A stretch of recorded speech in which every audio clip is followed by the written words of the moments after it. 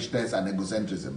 Meanwhile, churches that are supposed to be propagating love or talking about God, propagating and preaching God, and God is love. So they are supposed to be preaching love, preaching God. Instead of preaching love and God, they are preaching they are using God to promote selfishness and egocentrism.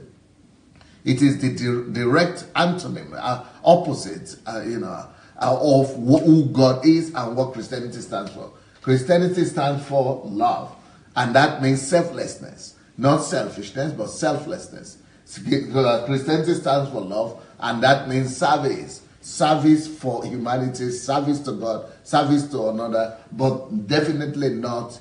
It's not about self or self-promotion or self-aggrandization, but that is aggrandizement. That is what we are seeing in Christianity today through these African churches. That's what we see. Now, so love is not selfish. Love is not selfish. It means that when I really get to discover love, I stop living for myself. That is a catastrophic statement for a lot of African Christians. How can I stop living for myself? The whole idea of their whole life has been about themselves. Their whole activities and everything they ever do has been about themselves. And here I come, I say, love. I mean, if you become a Christian, you don't live for yourself. In fact, as a matter of fact, one of the greatest signs that you are a Christian is when you stop living for yourself. When you begin to think less of yourself, then you are becoming more of Christian. So if you want to gauge your level as a Christian, if you want to put some parameter on how to know if you are a good Christian or not, one of those parameters is how selflessness are you becoming. So if you are becoming more selfless, then you are becoming more Christian. But if you are becoming more greedy and more desiring and more selfish and thinking more about yourself, then it means that you are becoming less Christian. So the more you are a Christian, the less selfish you are. The more you are a Christian, the more selfless you are. The more you are a Christian, the more you think less about yourself. The more you are a Christian, the more you pray less for yourself. The more you are a Christian, the more you worry less about yourself. The more you are a Christian, the less you think or worry or bother about your own life. The more you are a Christian, the more you think about other people. The more you are a Christian, the more you think about the good of others, about humanity, about God, about his kingdom, about the nation, about the society. You don't think about yourself. Love is not selfish. Love is not selfish. So love is not selfish. And what is love? Love is God. God is love. So it means God is not selfish. And if you are a believer in God, you cannot be selfish. If you know God, you will not be selfish. So anybody who knows God, the proof that he knows God is in how less selfish he is. Anybody that comes to you and say they are believers or they are pastors, you will not read selfishness in their messages. But if you go to Africa today, everything is about selfishness. A pastor could come and say, I need 10 people to give $1 billion each. 1 billion naira each. So you say that is not selfishness because he wants to build the house of God. Good. Let's agree that he wants to build the house of God. But in that same church, there are people who are hungry, who cannot afford 3 square meals. But you want to build your own ministry. Whereas if anybody in that church can afford 1 billion naira, that 1 billion naira, do you know how many people it can feed? You know how many people it can take care of? You know how many students it can take off the street? Because to take a student off the street and send them back to school for 1 year, it's only $30 you need. With 1 billion naira, you can take almost of 1 million of those children. And then someone is saying, give it to me, let me use it for brick and metal. And you are saying that there are no selfishness there. What does you gain? You say, but there will be a place for you to sit. No, people are sitting even now too. It's not about people or sitting down or where to sit. It's about ego. To buy an airplane, it costs millions of dollars. There are billions of naira. So one airplane will take 1 million children out of school. But instead of people doing that, what do? They take people's money, these same people's money, and buy themselves an airplane. So selfishness is what you say. If you hear any pastor, any Nigerian pastor talking, they are talking about the size of their church, the size of their congregation, how much they are expanding, what next they are going to build. That's all selfishness. They are not talking about how many people they feed. They are not talking about how many people they set free, how many people they send to school, how many people have been delivered from poverty, how many houses have been built for people, how many things have been done for other people. It's all about their ministry. Our ministry now has this thing. Our church now has this thing. Oh, we now have our own bank. Oh, we now... It's selfishness. All the talk about church, us, that is against love. It's against love. Love is not selfish. All those things are against the nature of God. And if you are selfish, you don't know God. Because God is selfless. So for you to know God, if you know God, you will know that God is not selfish. If you know God, you will know that most of your resources are supposed to be directed at taking care of other people. If you know God, you will not be taking from people, and especially from desperate, poor people, people who cannot afford 3 square meters. You are still taking tithe and offering from them. Even in the Old Testament, there was no tithe and offering from the poor. God didn't allow for the orphans, the widows, and the poor to pay tithe. Why? Because the tithe is meant to be given to them. But today, you want to take tithe and offering from even the most desperate, from everybody, because you want to build your own ministry. Is that not selfishness? Love is not selfish. It means, and if you are selfish, it means you don't know God, because God is not selfish. So one of the ways to know if somebody knows God or not, and if you go to your church, find out what your church is doing, what your church is talking about. Do they just talk about themselves? Do they just talk about their own projects? Do they just talk about their own programs? Do they just talk about their own expansion? Do they keep on pushing people to give for their expansion, for their growth, for their this and that? That is an indicator for you, or indication for you, that that is a selfish church. And if the church is selfish, it means the church doesn't know God. A selfish church doesn't know who God is. A selfish community's fellowship doesn't understand God. If a church is selfish, it means that church doesn't know who God is. If a church is selfish, it means that church does not understand who God is. If a church is if a pastor, a GO is selfish, it means that that pastor, that GO doesn't know who God is. If you listen to most of our GOs and most of those things, you listen to their speeches, you will see that it's all talking about their greatness. They want to get that or more. They are building that. They are doing this. It's all about selfishness. And God is not selfish. If they love God, they will not be selfish. Why? Because love is not selfish. If they love God, they will not be selfish, because love takes care of other people. Love will be selfless. Love will be sacrificial. Love will take care of other people. Love is not selfish, because God is not a selfish God. God is a kind God. So to know God is to be like God. To understand God is to operate like God. And who is God? God is not selfish. To love God is not to be selfish. Love itself is not selfish. It means that to believe in God is to be like God and not to be selfish, to be selfless. So knowing, because love is not selfish, which means when you learn to love, you will learn not to be selfish. And when you learn not to be selfish, it means you are learning to become like God. And when you become like God, you are becoming like Him. It means you know Him. It means you begin to understand God and operate like God. So when we say love is not selfish, that is a pathway for you to know God and understand God. When God is not selfish and you train yourself to not be selfish, it means you are understanding the nature of God. You are becoming like God Himself. Because now you are not selfish too. You begin to understand and think like God. You begin to have the same feeling like God. That is how you know God. That is why love is one of the easiest ways for us to discover who God is.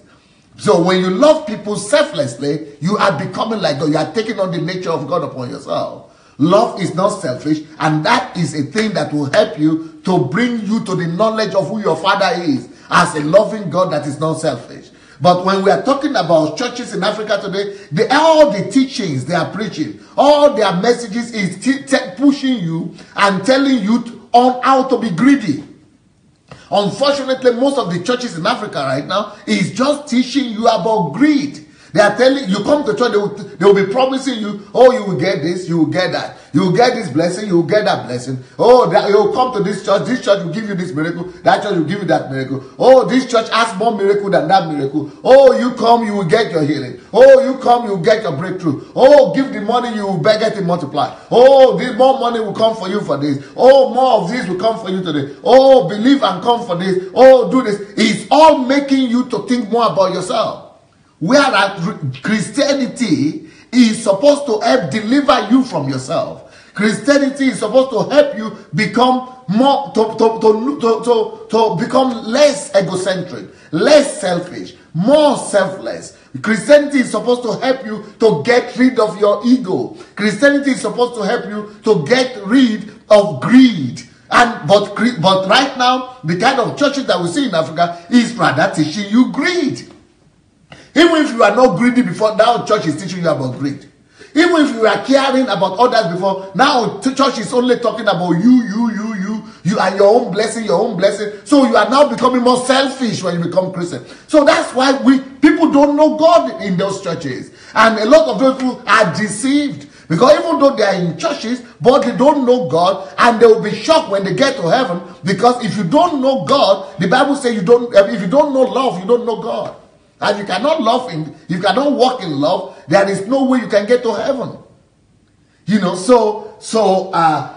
Love and the knowledge of God we need a whole makeover, a whole, turnaround, a whole reconstruction of the concept of church and Christianity in Africa. Because Christianity is bringing more damage to people's mind, to people's value system. It's making us egocentric.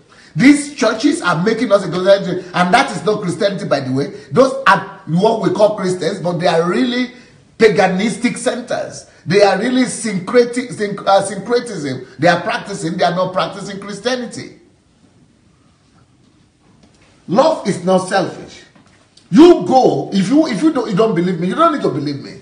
You go and examine the teachings of your own pastor. Take 52 Sundays, the 52 Sundays in a year, and go and analyze those teachings. What is the main message about? You will see that the main message is about you. It's concentrating on you to make you to get more things, to have more things, to become more greedy, to have more things, to bless you more. It's either about you or about their church. Whereas Christianity is supposed to be you preferring others above yourself. You helping, loving others. Christianity is supposed to be teaching you how to love others, how to care for others, how to love God more. But you can look into a 10-year history of any church in Africa, and you will not see any teaching about how to love God. You will not see any teaching about how to know God. You will not see any teaching about how to understand God. You can go to churches in Africa for, for 20 years, for 30 years, and you will not hear one message on how to know God, how to love Him. That is why people are becoming more selfish. And if you are selfish, you are not serving God, you are serving yourself. You are serving idols. So most Christians, people who call themselves in Christ in Nigeria, they are actually serving idols without themselves knowing. So, love is not selfish. And what does selfishness bring you to? If you are selfish, what does that bring you to? Selfishness destroys you. Either you like it or you don't like it, selfishness will destroy your life. Now, there are different kinds of destructions. Okay, for example, somebody could be selfish and become a drug addict. You can see that is obvious. You can easily see obvious destruction. He's a drug addict, he's homeless, he's lost. That is physical, obvious destruction.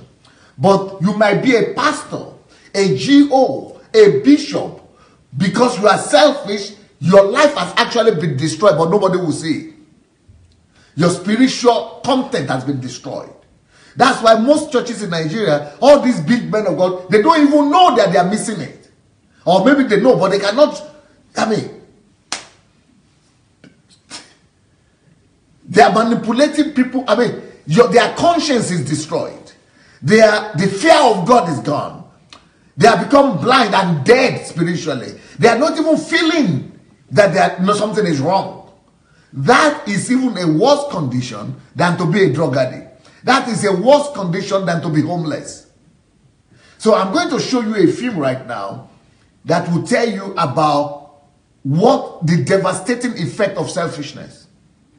I'm going to show you, not a film, actually, it's an interview, it's a documentary. When you see this devastation that you're going to see here, is the same devastation that selfishness creates, even in the so-called Hollywood people, or in the so-called bishops and GOs and the big churches. The same effect, the same kind of result of devastation is going on in their lives, even though you don't see it. You might be copying them, you might be envying them, you might be thinking that they are good, they are doing well, but really, they are going through devastation. Let's have a look at this. Let's have a look at this video, or this video here. And it's a very pathetic video, very sorrowful one, very sorry kind of video. But it just tells you how devastating selfishness is, how destructive selfishness is. That's why God doesn't encourage selfishness. That's why God is the opposite of selfishness. Selfishness is a characteristic of Satan. Belongs to the kingdom of darkness. It's the very opposite of God. And this is what our churches are preaching about. Let's have a look here about this video. Let's have a look. I've been at the top there before coming down. But then I just want to tell my listeners that the devil don't give anything for free. I went to good schools, Datius Preparatory. From there, I went to Kwabotwe. I am from Kwabotwe. I went to Achimota School. From Achimota College, sixth form, I went to the Institute of Journalism. But then, the journalism was not really paying. I was working with the BBC. It was not paying like today. Though it was a satisfactory job. But then, my lifestyle was so big, I wanted to impress. So, I started dealing drugs. My first one that I took was India Hemp, and that one was for somebody, and I was a career. I made $4,000, and then my second trip, I made $8,000. I said, look, come on, let me do it by my own. I went about 4 trips with India Hemp, and I realized that we was... Your trip to where? I made a trip to Italy. I made a trip to Switzerland. I made a trip to United States. And then after that, I started dealing with cocaine. And with the cocaine, I was a big boy. As at 1982, December, I was controlling $162,000. I made bed sheet of dollars at the Wilbur Hotel, which is now a bank opposite bus stop. And I had a lot of hunger, so I don't take taxi because I felt taking a taxi is a humiliation. I change cars every 2 months. From Jaguar XJS1, I brought Lincoln Continental. The only car I've never brought down here was a Bentley and then a Rolls Royce. But then I was busted in 1984 to March. And it was one of the biggest catch of cocaine from the continent of Africa. That is 142 tons. Yes, I was busted, and then I made a little bit of time because my passport shows that I was younger. But then if you see me with my gray hair, you think I'm 75 or 80. Yes, because after I left jail and then came back, I lost all my friends. As for the women, when you have deeper pocket and you have a lot of dollars, they call you honey. But when you get broke and you develop holes in your pocket, they make themselves conveniently unavailable. They vanish. The friends vanish. Out of frustration, me myself I started to use the drug. Believe me, don't ever go there. Don't let anybody deceive you. Heroin and cocaine. Because with cocaine, when you have 100 million now, within the next 4 hours, you're going to get broke. It will get finished. Yes, and with the heroin, once you start taking it, excuse me, once you start taking it, within a 1 month, you get what they call cold turkey. Without it, you can't survive. Your social life, your physical life, you can't even travel. For a long time, I didn't travel. I don't go to funerals because when I go to maybe Kumasi and the cold turkey, I don't have some on the stop or it runs out, I will have cold turkey. And what is cold turkey? You have stomach cramps, you have rheumatism type of things, and it's the only thing that follows you to your dream. Even your dream, when you have cold turkey, in your dream it will follow you and they will give you stuff in your dream. It wouldn't work because it's not a real thing. You wake up, the pain is there. You will sell your car worth about $200,000 for $5,000, and you are happy that you got in that money to sustain and support that happy.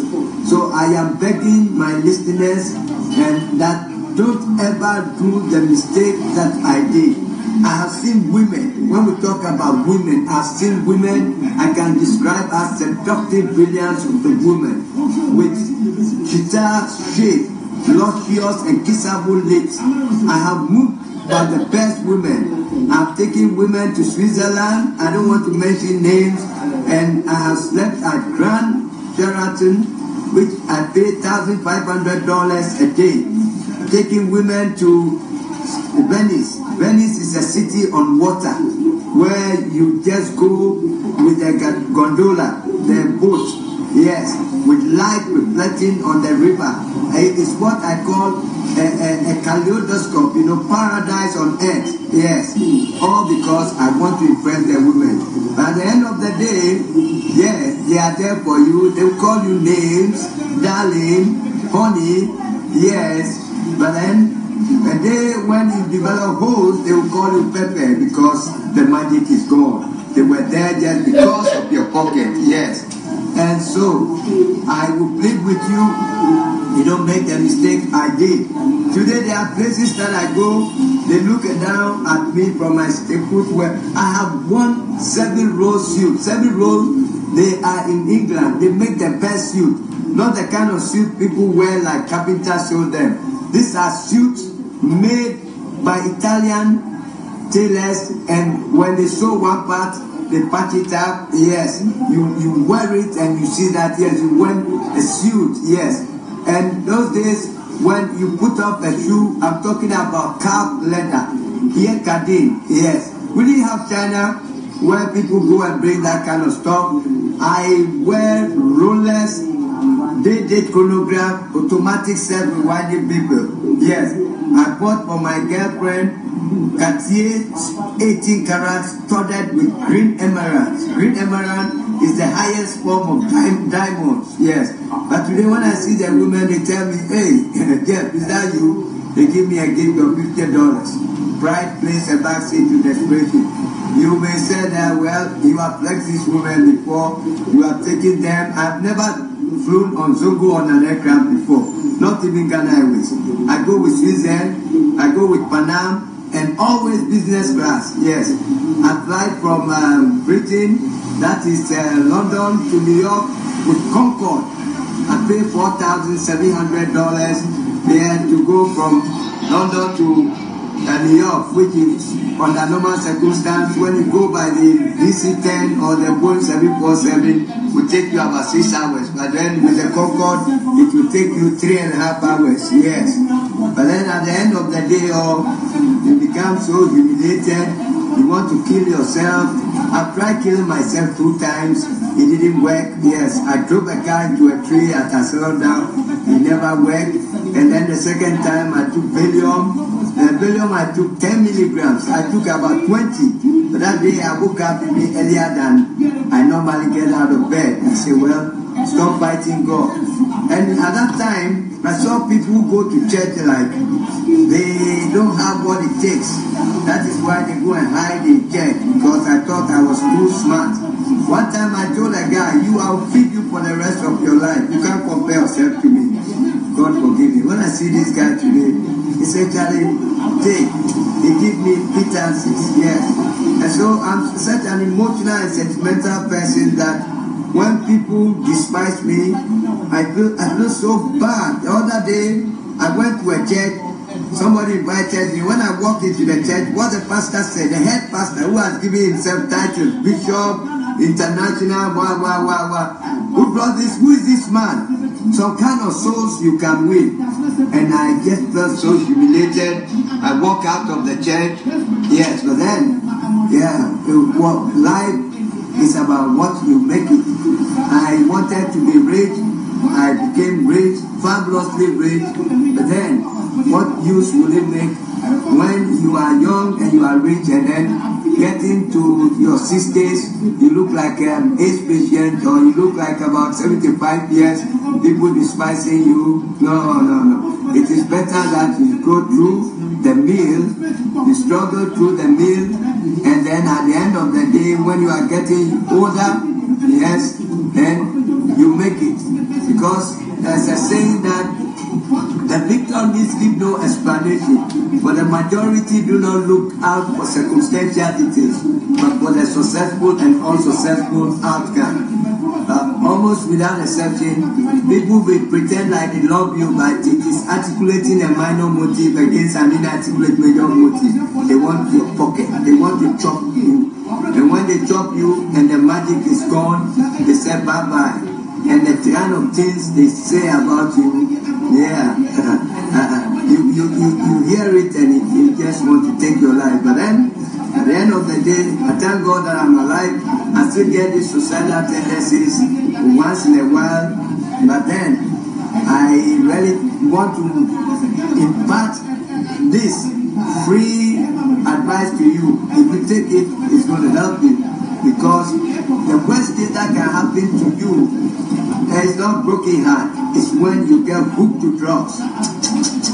You feel so bad, yes, and you are hooked, yes, slave. You are a slave to rape, and people will despise you. Your family will get humiliated. Somebody go to your sister to buy things in the shop and say, hey, I saw that your brother, the mad person. Come to think of it, do I sound like a mad person? But this is what drugs, and to quit it was not easy. And after quitting it, people will see you that once a thief, always a thief. Once a drug addict, always a drug addict. Yes.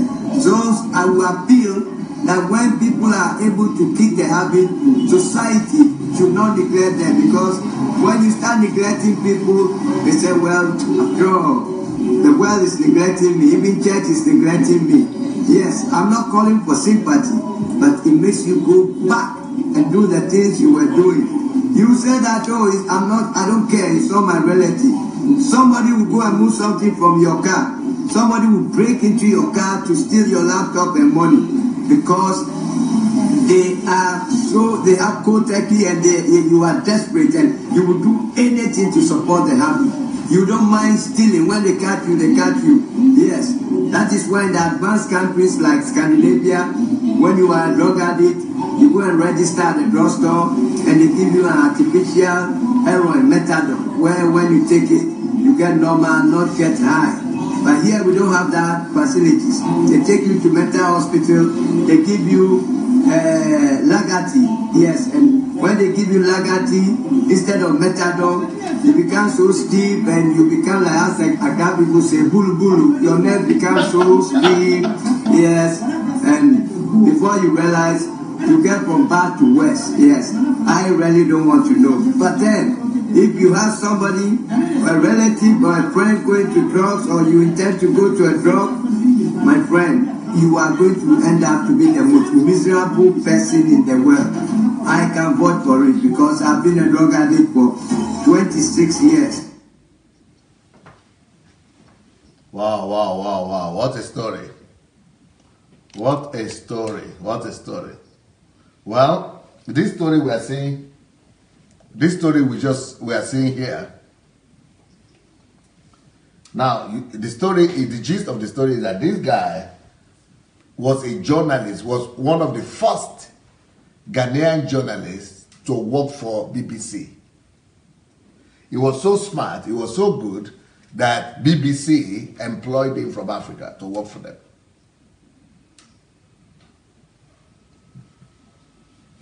But greed, selfishness destroyed him. Because he was thinking, BBC is good, but it's a long time to make it big, salary, living on salary. He wanted to live a more selfish life. He loved himself too much. He said, love is not selfish. When you begin to be selfish, selfishness destroys you. But whatever we have had in this man's story, the same thing happens to every selfish person. Only on different level, but selfishness destroys you. And the church in Nigeria has been destroyed by selfishness right now. Those our bishops, they are being destroyed on daily basis. You think they are doing fine. People who don't know the inside story, you might think that they are doing well, but they are actually being ruined. Anyone that is selfish, like just building his own life, building his own empire, just thinking about himself, about his own good, and thinks less and cares less about people. This is the rottenness that is happening to them. Now, I'm going to get you a comparison. We just saw how evil selfishness is, and why God says we should not be selfish. We should live in love, which is, being selfless, to prefer others above ourselves, and live a selfless life. Now, but let's hear what the churches in Nigeria are teaching. So, if selfishness is so destructive, you would think that all churches are supposed to be teaching against selfishness, and to deliver people from ego and from selfishness. But Nigerian churches, almost all of them, of course there are remnants, but most of them, they are only teaching the same selfishness that brings you evil and destruction, is what pastors and churches in Nigeria are selling. Majorly, all their teachings are bordered around the person, the individual, your needs, your breakthrough, your miracle. It's all about self. Actually, they are destroying you. They are ruining your life. They are ruining your children's lives. They are ruining your destiny. They are destroying you. Message of selfishness destroys. Only love can cure it. Let's have a look at what a Nigerian pastor, typical pastor, is teaching about. And this is one of their leaders. This is one of the big ones. This is one of the successful ones. Okay, you want to give testimony? You have a speech of any one of them talking? We will later on talk about. On one hand, the pastors are talking about, they are teaching selfish stuff. So all the people in church, their whole dream testimonies about selfishness. Let's have a look at this. A clip of only 5 minutes, and then we'll be closing in the service. By divine directive, this church is embarking on its next level sanctuary. Amen.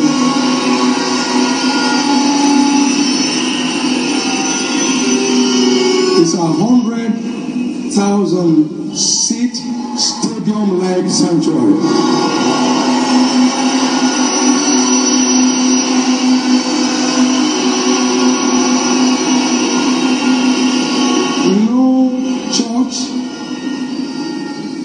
In church history has ever embarked on it, but God said that is the next thing to do.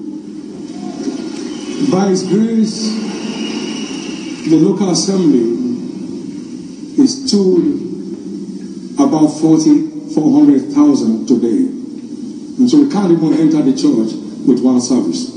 but we can start from somewhere. We have also mapped out 1,000 acres in the new Canaan city for this sanctuary. The 1,000 acres includes 500 acres for Shiloh camp, where people can have their camp, where every station we have a house representing their nation, where every state we have their houses representing their various states, and where we have tents large enough to accommodate people with dignity, so they won't have to be flying up and down when they come around for Shiloh. Amen.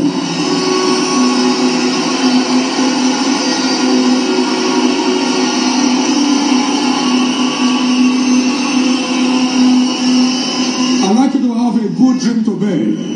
So you have to watch this, and as you go to bed, you'll be dreaming well. It's been properly animated so that you can feel the life of this awesome design. Hallelujah. You see, everything, you see, when, like we are talking today about, let's go to the topic, that love is not selfish. Love is not egocentric. Love doesn't think of itself. Love is not just living for itself. But the church, that video we just saw is a typical example of what church life is in Nigeria. Church is all about self-aggrandizement, increase, more and more. And everything is God. God said that's the next station. God said that's the next stage. God said this. And I don't know how true it is. Somebody just said that they have even stopped that God now said they should stop the construction. They should wait or stop it. So, God said, and I'm sure they're going to stop it because I've been warning them that in the next 50 years, that all those structures for 1 million, for 2 million people will be empty. We will turn them to the Institute for Agriculture. We will turn them into storehouses because they will be empty. But at that same time, when they are talking about 100,000 seater, 1,000 acres, all these things, there are people in that church who cannot send their children to school. There are people in that church who cannot pay their school fees. There are people in that church who cannot eat 3 square meals. In fact, there are pastors in that church who cannot send their children to school. I know that for a fact. There are senior pastors in that ministry who cannot pay for their school fees, for the school fees of their children in that same school, in that same university. And then you want to use their money, and this money is coming from the same people who are poor, who need to be helped, and we still want to do self-aggrandizement and just expansion. What is that talking about? Love is selfish. Love is not selfish. Whenever you see any selfish love, there is no God there. There is idol there. It is idolatry. It is Satan. Satan is selfish, but not God. Love is not selfish because God is love. And love is not selfish because, God is not selfish. Philippians 2:3 says, let nothing be done through selfish ambition. You see, nothing should be done through selfish ambition. But what I see in most Nigerian churches is selfish ambition everywhere. Selfish ambition everywhere. Selfish ambition. This one want to say, oh, I have the most sophisticated cathedral. Oh, that one say, oh, I hold the biggest meeting in a year. Oh, that one will say, I have the biggest camp. Oh, that one will say, I have the biggest miracle. That one, it is all selfish ambition. Too much selfish ambition. Anywhere there is selfishness, there is no God there. Because love is not selfish. And who is love? God is love. Love is not selfish. So whenever you see selfishness, run for your life. There is no God there. It's not God. So when you are taking all your money and giving to those kind of projects and those kind of churches, they are killing you and they're still taking your money for it. Let nothing be done through selfish ambition or conceit, but in lowliness of mind. Let each esteem others better than himself. Lowliness of mind. What does that mean? Esteem others above. That means that the interest of church members, others, must be esteemed above the projects of just bricks and brick and cement. Instead of building a bigger and bigger buildings, bigger and bigger projects, what about others? But in lowliness, in humility, esteem. Let this mind be in each of you. Esteem others better than yourself. Don't be thinking selfishness. When you become a Christian, you measure your Christianity by how much less you think about yourself, by how much you think about others, by how much you want to do for others, by how much good you want to extend to others. It is how much you are able to think for others, esteem others' interests, care for them, especially when these people are desperate. Especially when they cannot afford 3 square meals. In that country, the average is the poorest people in the world. Only $1 or $2 on average they live on. I mean, it is a disgrace. When people are so poor, so desperate, 10 million children are out of school, you just want to keep on building. Where is your conscience? Where is our conscience? Where is God? There is no way the Spirit of God is working in these people's mind and heart, and the Spirit of God will not convince them. I'm actually sure that these people have divorced with the Spirit of God. They have just departed from God's way altogether. There is no way these things are written in the Bible, not just even the Spirit of God alone. Even read the Bible. The Bible says true religion, if you want to think about true religion is to take care of the widows. True religion is to take care of the orphans. True religion is to go and take care of them. True religion is not how much size church you have. True religion is not how many buildings you have. True religion is not how many private jets. To take care of, just to service one private jet alone in Nigeria, $4 million a year. That is just service. $4 million.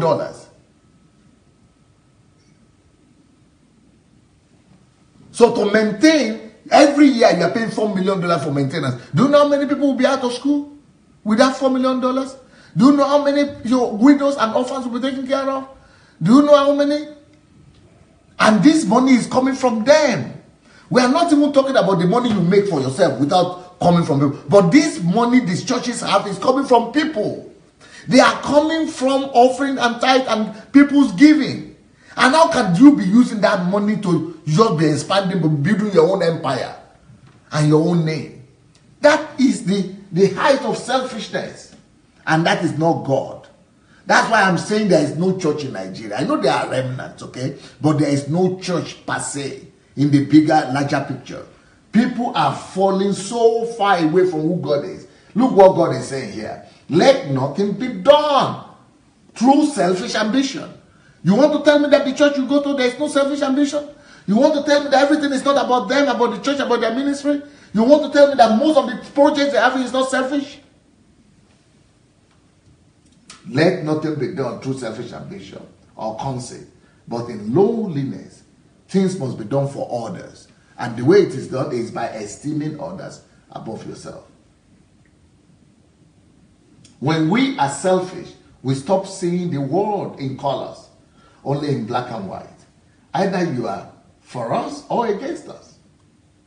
Love is not bitter. Let's go and see another test. I think whatever I want to say. Let's see another video. But maybe we shouldn't show the same church, because we should do another one so that they don't think we're just focusing on them. So it's like people don't know God. That's why I'm saying this teaching we are doing about love is actually not just about love. It's a love series we call it, but it's about knowing and understanding God. This whole thing is about knowing and understanding God. But I'm afraid people don't just have an idea who God is. They don't know God. If they know God, they will behave differently. Let's have a look at this testimony here. Praise the Lord. My name is Ms. Joy Ajayi. 2014, I had a topic operation in the month of July. I came here in the month of September, and they have told me that I cannot give birth anymore. And that day the Lord said that there is someone here that God is going to change his situation to laughter. And I said, amen. So the glory of God, the second month of the month of September, I took in this David Saint. I named his name David Saint. this is the boy. The second one is Samuel. The second testimony, that is last year January on the 5th. Today make it a year of this baby as a birthday. I give birth to operation. Behold, I was bleeding. The doctor, they can't do anything. 8 doctors from 8 to 14. They are just looking at me. I told one of the nurse, please go to my husband's car. There is calendar there. And I believe because I have a God of E.A. Adegboye, is my mentor, is my godfather. I place it in my tummy. I said, God of Adegboye, come and heal me. I don't want to die. I don't want someone to take care of this baby. Behold, the blood seed. Praise the Lord.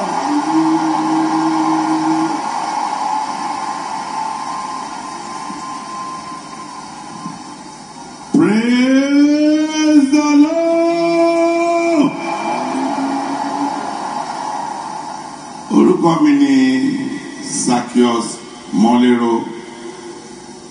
Ní year 2016, after Special Holy Ghost, mo gba ìpè láti UK pé wọ́n arrest ọmọ mi.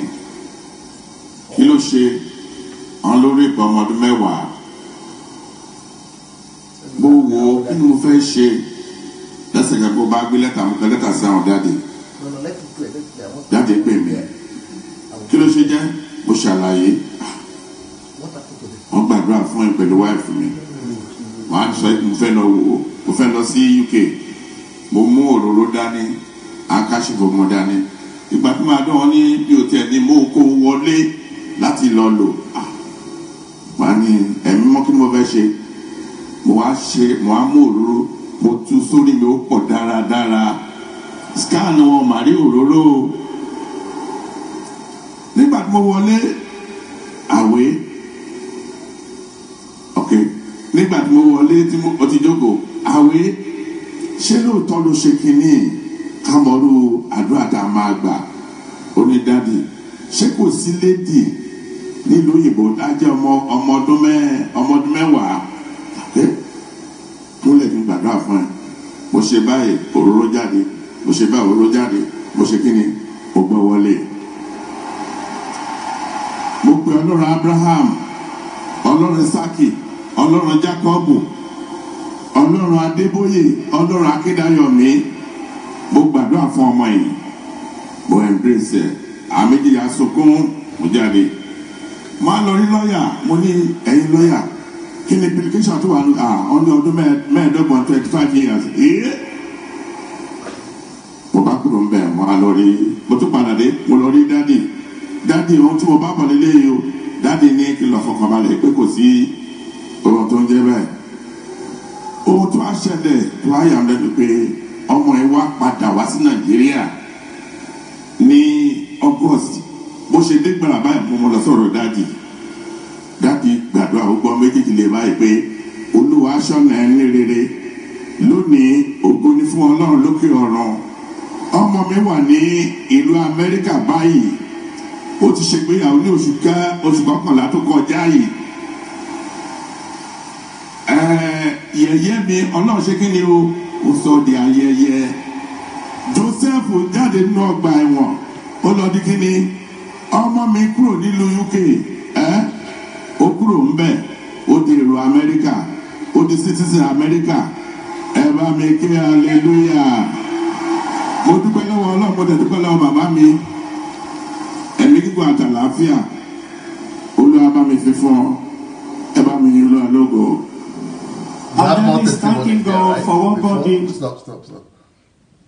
Okay, we have more testimony, but let's get the translation. He knows, he's a Yoruba boy. He knows Yoruba.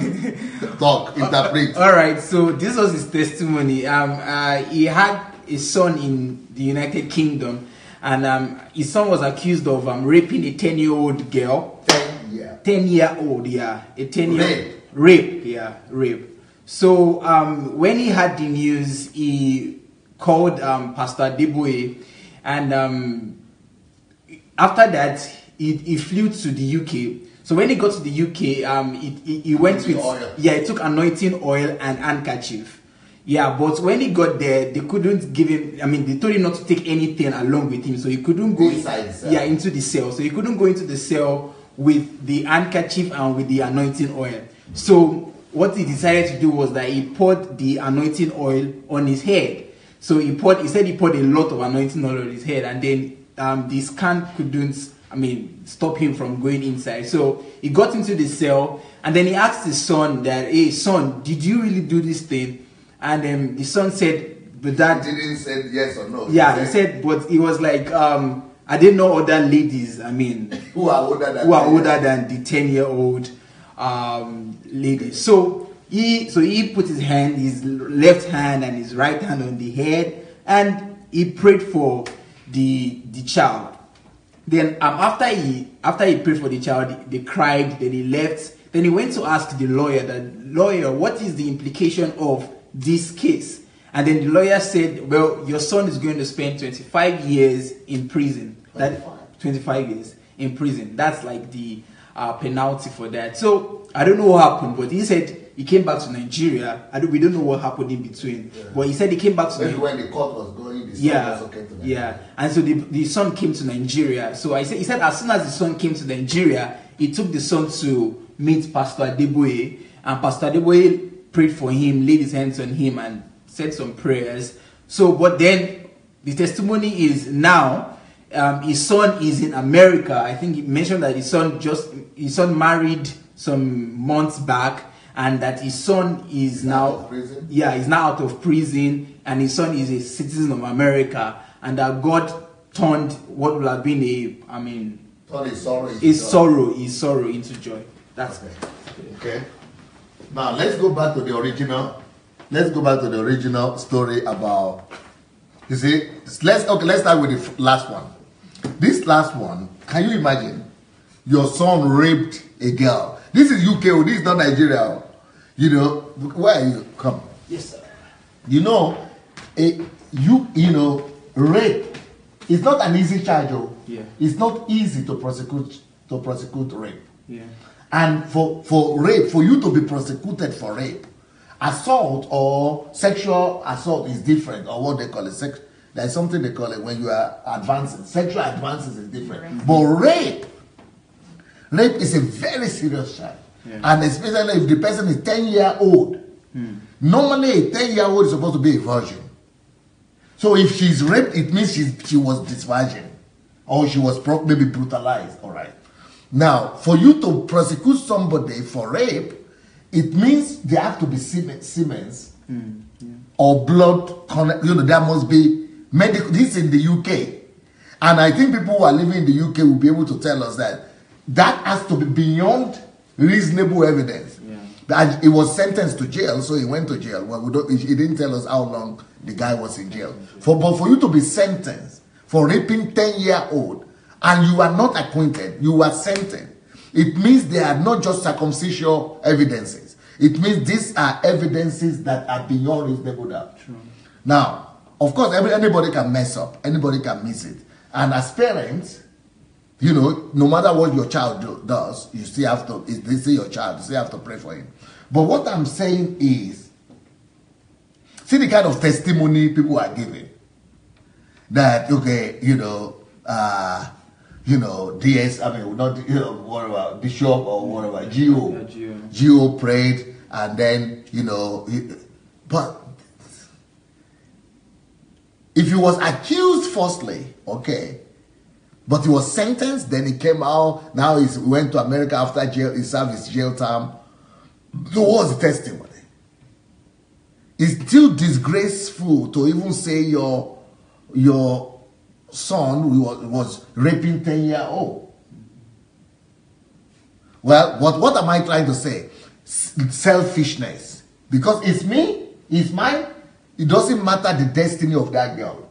It doesn't matter the consequences, even the gruesomeness of this crime.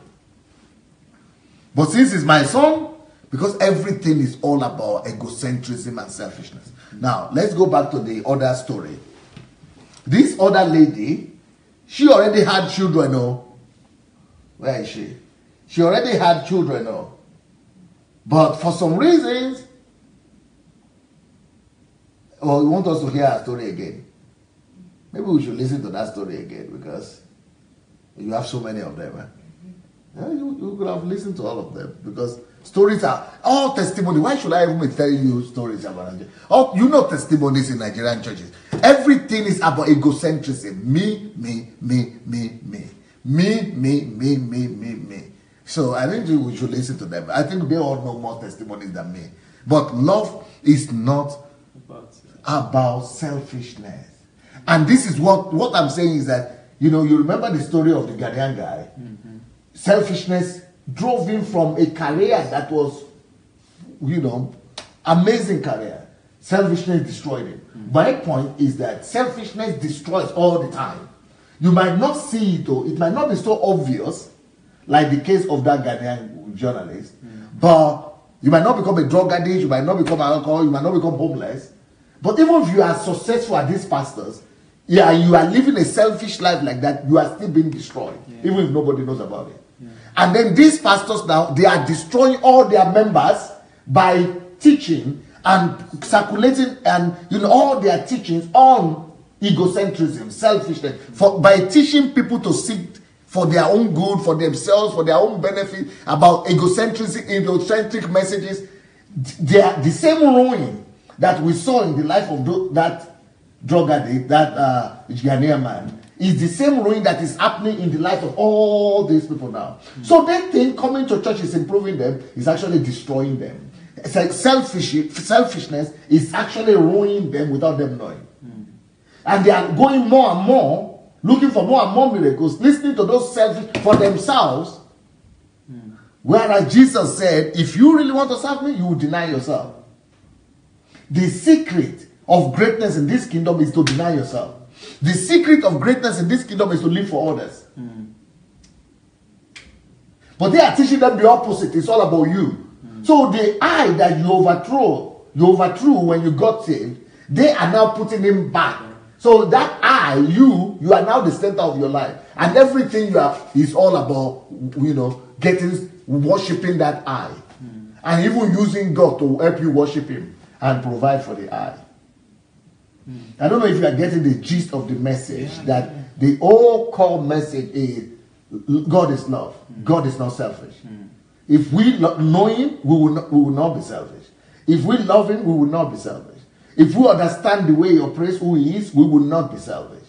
Selfishness belongs to Satan. He said, I will arise. I will, Lucifer. I will go up. That is what churches are now doing. Churches are now a picture of what Lucifer does. Churches are no more a representation of who God is. I would like to hear your own comment on all this. One scripture that really gave me a huge time understanding was the story of the man in the Bible who worked so hard and he had so many fruits. I mean, he had so many products. And he was like, I worked so hard now, and there is no space for me to store my produce. I don't know if you know that story. Yeah. So I worked so hard. Now I have a lot of fruits that I have for myself. Now let my soul find rest that I would. So the whole story. Let me now take pleasure in my possession. So and the Bible said that God said, "You fool, that today that life will be taken away from you." I didn't get that story because I was like, but this guy worked hard for himself. He got all of these things for himself. But why is it that God is saying he's a fool? Then I understood, because then I began to read in between the texts, and I understood that the reason why God referred to that guy as a fool was because he was leaving everything for himself. He was not thinking about how what he has made will be a blessing to other people. So it was... Because wealth, the purpose of wealth is not for self. Anything, any blessing you have, if you marry, it shouldn't be for self. Yeah. If you have children, it shouldn't be for self. But when you hear those stories about children, I had one child before, or 2 children before, and I couldn't have many more children anymore. And I began to pray. I came to GO, I came to church, that I can't have more children anymore. You have 2 already. You cannot have more children. What is the problem? Oh, and then I wanted to die. You should have died for you to realize in heaven that I wanted to even ask the question, these children that you are all giving birth to, what is the purpose Yeah, do you even know What why? is the purpose? Do you even know why you are giving back to those children? Anyway, you continue your story. I'm sorry. So when I understood that scripture, then I understood that the end of selfishness is destruction. That any attempt to live for yourself, I mean, like you said, any attempt to just be self-centered, wanting to gain everything for yourself, living for yourself, this is for me, about me, and you are the center of your life and everything is revolving around you, it will end in destruction. And that was the moral of the story. That was what Jesus was teaching, that life should not be lived for self. And this is how we see it in most of the testimonies. I mean, viewers would recognize, would if they've been in church, they will realize that many of the testimonies in church are all self-centered. For example, you hear someone come to give a testimony that, you see, I was traveling from Lagos to Ibadan Express Road, and then there was a very bad accident, and like up to everybody died in the bus, but only me escaped. The God of winners, and the God of winners has helped me, delivered me. It is because I'm a redeemer. I'm a redeemer.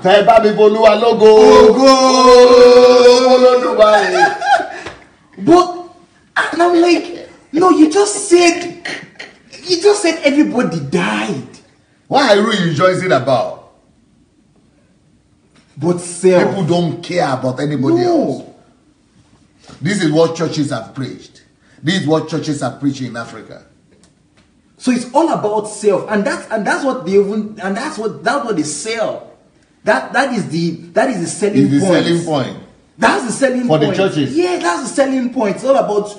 I mean, let's look at even the names that they use to tag the programs. Okay. It's your night of my night of breakthrough, my night of wonders, my night of signs, my night of taking what belongs to me. Just to raise the whole idea of Christianity, the whole idea of believing in Jesus has been forfeited. Is the opposite. The opposite. The direct opposite of who God is. Yes. Of what Christianity is all about. The intention of God was that when you believe in Jesus, you dethrone yourself. You just remove yourself to the from the equation. Yeah, and begin to live for God and not than for people. But now it's even plainly written in the scriptures in Corinthians that if one person died for all, then everybody that lives should live for him.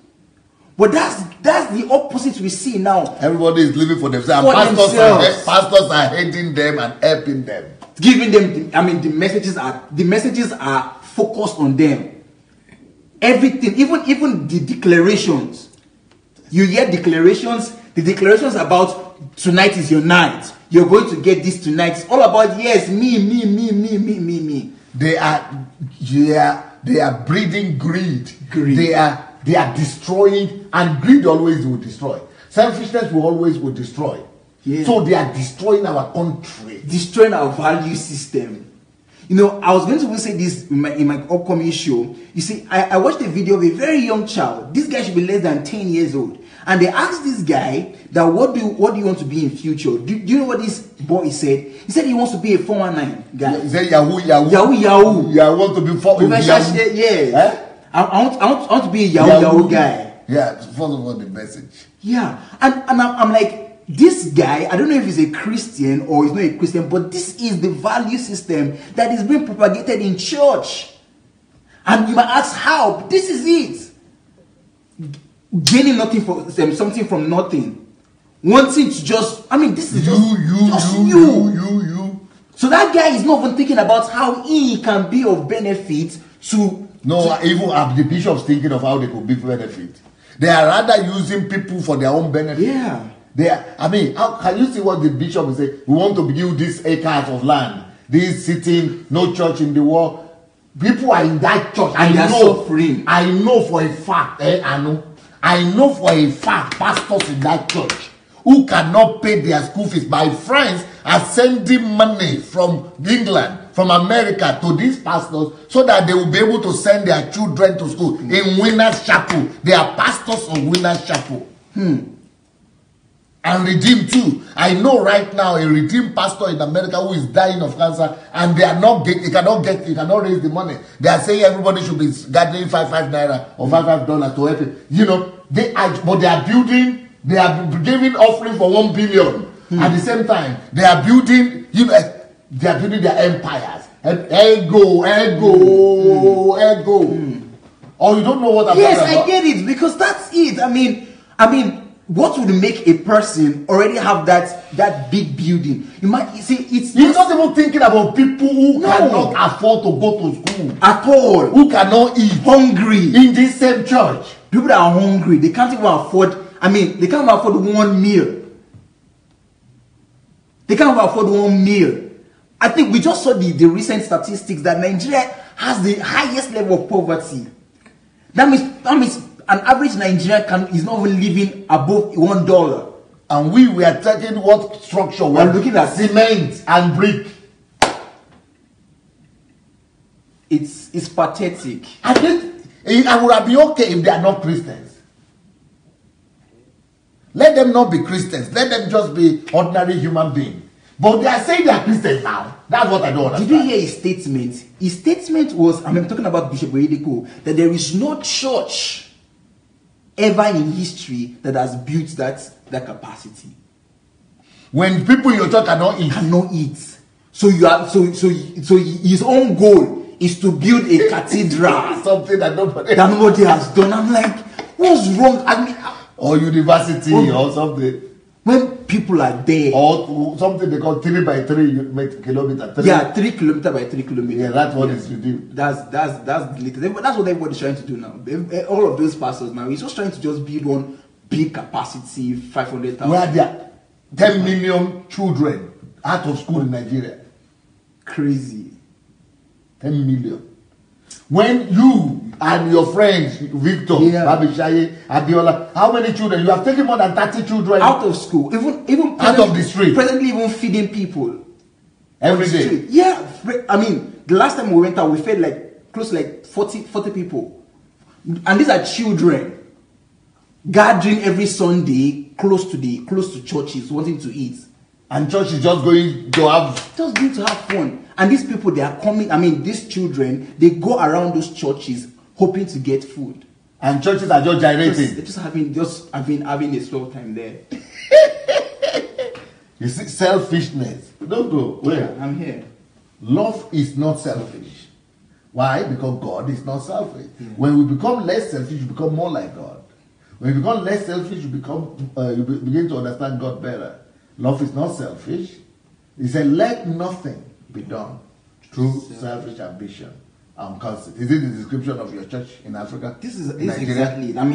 But in lowliness of mind, let each esteem others better than themselves. Is that what is happening in the church in Africa?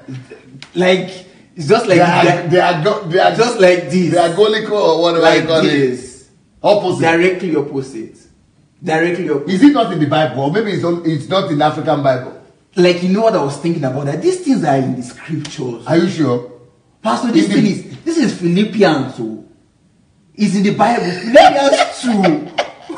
Philippians 2:3. Let nothing be done through selfish ambition. But pastors, ambition wants to build a 100,000 capacity building. Where there are people cannot go to church. They can't go to school. They can't eat well. They are not even well dressed. Orphans, in need, widows, and then what you see what God said, but in lowliness of mind, let each esteem others better than himself. So Bishop is supposed to be esteeming and exalting who? These members better than himself. Do you ever see that in any African church? Nothing close. Nothing close. Nothing. So God is talking his own. His disciples are doing their own. They're doing their own. Bible they talk his own, and believers in Africa are doing their own. I mean, when you make a statement like there is no church in Nigeria, people think you're just being outrageous, and they think they're just saying you're just being. But these guys don't know God. They don't have an idea. God is the opposite. I mean, God is total opposite from what they are doing. And some folks will come and be saying, but these ones, they've been in ministry for 15 years. Who cares? This is just something simple. Let nothing be done through selfish ambition. This is what black and white. I mean, just plain here. I don't need to even be 15 years in ministry to know this. Then see another one there. Look at this one. Greater love has no one than to lay down one's life for his friends. So those pastors who are is the members that are laying down their life. Pastor, this scripture is only valid for the members. They are the ones laying down their lives for their slave masters. And that's the truth. They are the ones laying down their lives for the slave masters. The 10,000, 20,000 members. Yes. They are laying down their life for just one slave master. For one bishop. Yes. That's what is happening. Oh, how come on. But the pastors are the ones who are spiritual now. They are the ones who are supposed to be laying down their whole life for people. As leaders. Yes. Yes. But nope.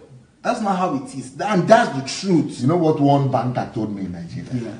This banker said, he's a banker in Lagos. He said, Pastor Sunday, he told me that Ibiomoye has this one in his account. Adeboye, he has this how many accounts, but his own main account are not visible. But these ones, he has the ones that are visible, he has this amount there, he has this amount there.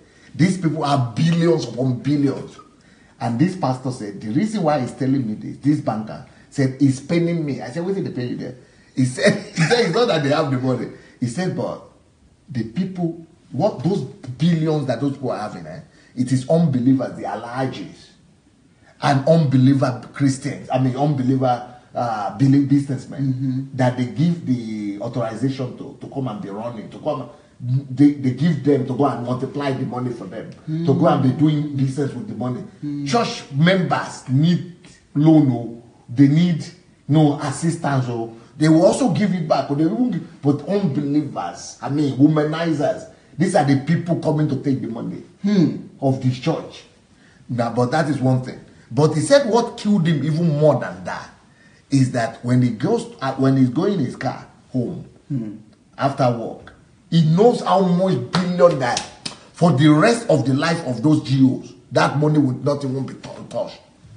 He said, still, when he's going to home, he's seeing all those members of those churches, redeemed, winners, all those churches, tattered. Old women, young girl, tattered, hungry. They will be going for evangelism. They are going for evangelism from morning to night. Some of them are waking up 5 o'clock in the morning to go and do evangelism. They are hungry. They don't eat. Where they are stashed amount of money, billions of money stacked there in the hotels and the Muslims and the unbelievers and the womanizers and the money. Yeah. This is so sad. And they are going to do evangelism looking for the favor of God. That God will send them money to eat. God. No. This is a huge disservice. This is just terrible. This is so terrible. And the thing about it is that the sad thing is the Stockholm syndrome that we have. They just believe that those people are the saints. They are even next to God. That's the problem. They are the ones who will be fighting you now. They will be fighting me. Yes. For telling them the truth of what is happening. And that's the truth. Those GOs, those guys can never suffer for any day in their lives. No, we are even saying they don't know what to do with the money. The banker is saying the problem with them now is they don't know what to do with that money. So they are now finding unbelievers, sinners, to just do something they want to do with it. Okay. And some of them are just just messing up with the money. These are the $2, $1. They are those poor people, hungry people. They will not eat. They will be paying first tithe or whatever. Yeah, first fruit. First fruit. Wow. No. They don't pay. In Lagos, they don't pay house rent. And then they are molesting them and they are taking it to church. Yeah. It's very sad. And people are hungry. People are hungry. People are suffering. People are suffering. I mean, this is just sad. No. The church in Nigeria does not know God. They don't have an idea. They don't God know. is. No, not at If you are going to look at characteristics of God, Not at all. they are just going the other direction. Not at God is doing this way, our people are going that way. Not at all. And people are fanatically going there, devoted to them. Deception. What deception can do. That's why Jesus himself said, beware of deception. Don't let anyone deceive you.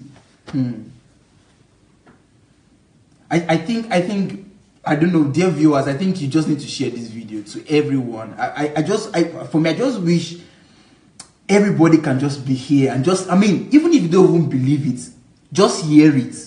You understand? Because sometimes it might take you to come to that realization that this is the truth. But at least let it pass through your ears. Let it be that at least you got an idea that these people are milking you dry. And they are even destroying you because they are what they are practicing is not Christianity. It's not Christianity. Christianity is love, mercy, service, kindness, denying yourself, putting others above yourself. But this is nothing close to what we see. This is nothing close. It's the opposite. The thing they go opposite.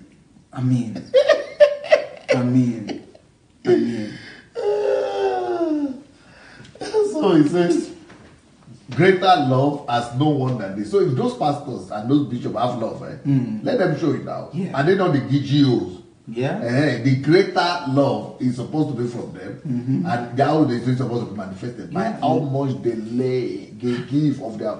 They are all using all these cars, all these computers, all these. But let them lay now. Let them show me. Yes. In all these plays, all these things. Let them lay now. Let them down and let us see. Love will not walk in bitterness. Love is quick to forgive.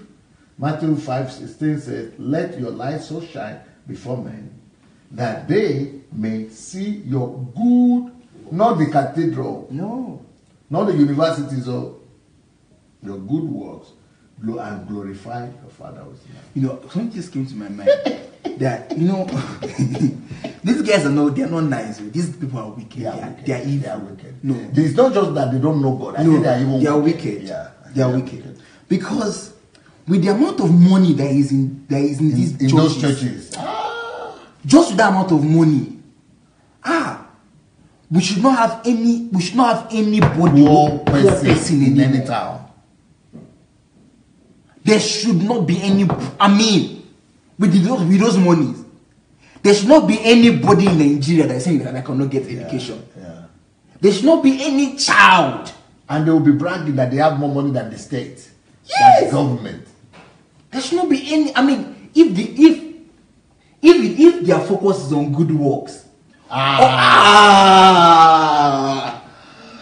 let them be competing, not for membership, not for cathedral, but good works.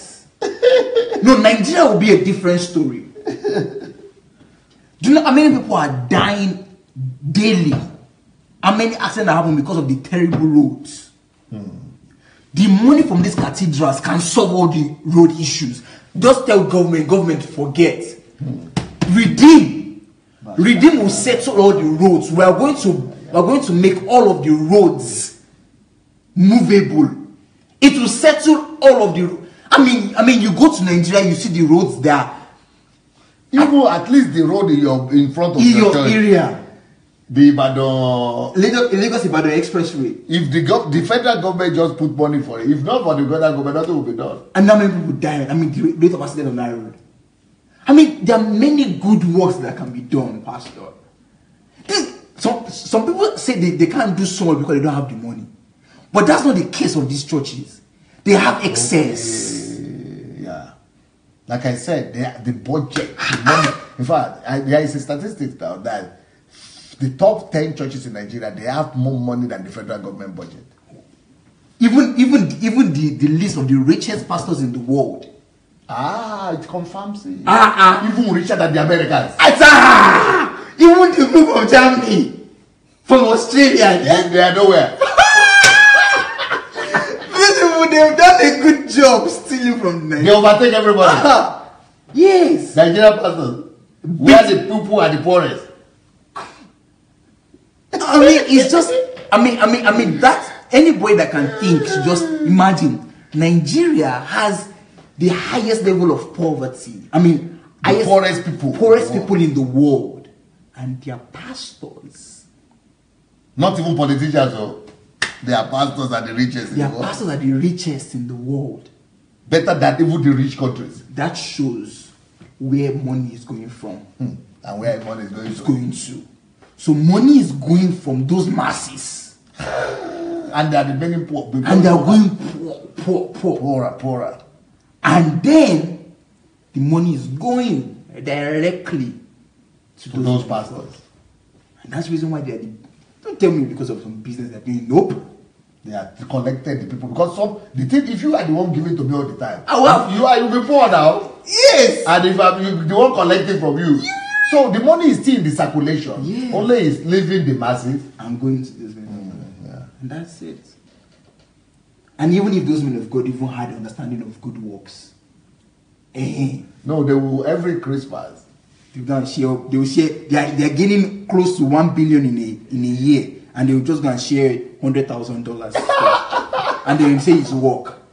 And then some of the members will say, but look at what our church did. Our church shared rice to 500 people, or shared rice to see. Come and see with the small road at our church. Are you guys kidding me? Do you know how much you guys get?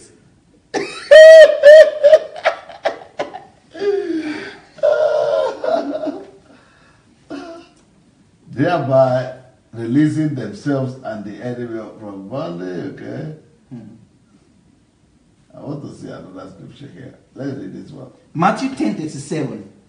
He who loves father or mother more than me is not worthy of me. And he who loves son or daughter more than me is not worthy of me. So the thing we should be loving more is He's God. but in all these testimonies, my child, my pregnancy, my son. Let's see one of those. I think we have another. Is it another one of the GOs talking or the testimonies? Okay. I mean, Pastor, They are being taught to love all things, All all things. else apart from Him. apart from God. So those things that God said, don't love hope. That's what you should love. That's what pastors are saying you should love. You go to church to learn to love those things. Yeah. And that what makes a lot of people actually end up, depressed. Because they get to lose it. Because the Bible says, whatever you try to keep, it's just a principle. Whatever you try to keep, you lose it. And that's why many of them, they lose their children, they lose their jobs, and then they get disillusioned. And they're just depressed because, but this is what I've been trying to keep all these years. And I thought I was going to come to God for me to help to keep these things. So they come to God thinking God is going to help them in keeping those things. And they don't know that that's the principle. Whatsoever you try to keep, you lose. So they end up losing it, and many of them this God is not real. Wow. Let's have a look at one of these other testimonies here. My name is Philip Fubara. My testimony is on divine intervention. I was imprisoned in 2013 for election malpractice. I never knew Christ, but as I began to hear Papa in the Port Harcourt prison, even on screen, and the outreach ministers, I keyed into the praises and I began to praise God. And yesterday, I gave my life to Christ, began to praise God. And this week, God raised somebody who I never knew, came and perfected my bill and set me free. Without paying any money, I want to return all the glory to Him. My name is Oluchi Davis. My testimony is on protection. I traveled to Aba, Ariara. On our way coming back, reaching at Inye Junction, our bus got accident, and immediately 4 people died. I remember that Papa said there shall be no loss. I key into it. I say I will not die. Then they rushed us to hospital. After them, 5 more people died. But I'm standing here today to return glory to God, the Ezebube, who restored my life. My name is Chris Kalala Allison. I have been on medicated glasses for over 12 years now. And after coming to church on Thursday, I had a communion and I bought Power in the Name of Jesus. And I went home, I was reading it without my glasses. And right now I can drive without my glasses. I can read comfortably without my glasses. My name is Carlo Mabel. My testimony is God's favor and healing. God's favor, my former place of work never gave me the privilege to serve God the way I wanted. So I met Pastor Bismo. He said I should just pick the service unit from which I did. And I dropped my resignation later at my former place of work. That same day on my way to church, I got a call from a place I never applied for to come for an interview. And when I got there for the interview didn't hold. She just gave me the job. And since then, I've been enjoying God's favor. And also, I've been able to serve God the way I wanted. I return the glory to God. And on healing, I've been using inhaler like all my life. So during June, week of spiritual empowerment, I told God I don't want to use inhalers anymore. And I got this quickening to trash all the inhalers I had. I got home, I trashed all of them. And since June to this moment, I've not had need for an inhalers.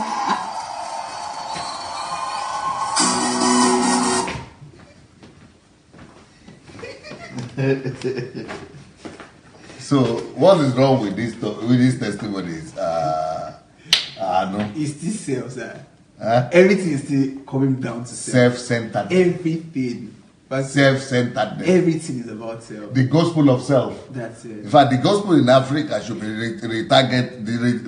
renamed the gospel of self. It's all about self. It's really all about self. All of the testimony, there is none of talking about how, how God used them to, cause an expanse in the kingdom or something like that. Nope. Everything was all about self, starting from the first guy to the last guy. And even some of those testimonies, I didn't even know they were going to talk about the accidents. It was like you were saying. No, like what I was saying. And this was the accident testimony. And people are going to be saying, hey, thank God, he saved you. But one person, and she mentioned 9 people died. God saved one person. But I'm not even using 9 people. People don't even recognize it. The only thing they say about the 9 people, but that one person that was escaped, thank God. They are church members now. Because they're church members. Self. Or this lady, this beautiful lady too, that she didn't send her resume and they called her from. And because she wants to work less. She doesn't want to work home. She wants to work less so that she will go to church to serve. To be attending church. Then that is serving God, attending church. When she was working, didn't allow her to go for her church activities, and she resigned. But how do we? Someone will go and also resign without getting. So when she didn't apply, they got her into the place, and then she's enjoying divine favor. She didn't even have an interview. So now people listen to this testimony. No merit. So people in this testimony now, God, I don't even need anything. So God is just like no due process. Yeah. God is just God that against rules, against standards, against due process, against qualification, against merit. So against processes. This is just all selfish. This should be so crystal clear to everyone. Just go and sit down. You're going to have a whole great deal just hearing self. What about the handsome guy also with the glasses? That's a catastrophe. You are a medical doctor. I think you tell us what did happen for that one. The guy don't throw it away. But I have known a lot of guys like that who threw away their specs, their glasses, and now they are back. Only they didn't have money immediately to buy a new. So they have to walk like 2 years or half a year without glasses and losing everything, or eating their head and nose. And before they go back, I think I will go and get this. I think as a matter of fact, it comes with the lack of knowledge. What is there's no stigma in you having a pair of glasses. That you wearing a pair of glasses doesn't even make you less of. It doesn't even mean anything. So, but because of the whole self wanting something miraculous to happen, you understand? just wanting something for yourself, just for yourself. And then you had your glasses, you threw it away, and now you can drive. I mean, what is the guarantee? You return back to it in half a year or 2 years. Well, okay, maybe it could be a miracle, but it could, but that's not even, that shouldn't even be like it's a big deal. I mean, what's the big deal? It's all about self. Well, let's look at another video here. Maybe we could learn some more lessons from another one here.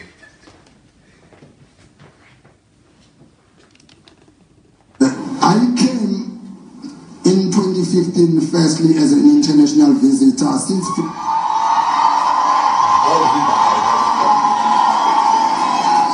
Since from then, things were not moving before.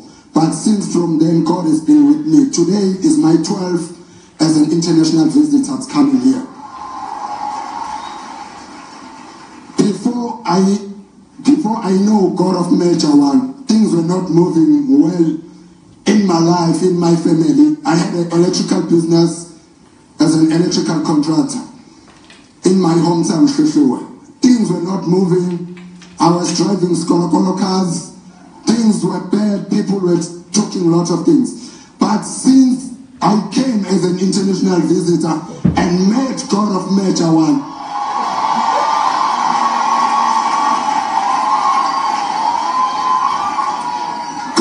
has changed my life tremendously. Lots of things that happened to me. God has blessed me with so many things. Firstly, He blessed me with a car, Mercedes A45 AMG.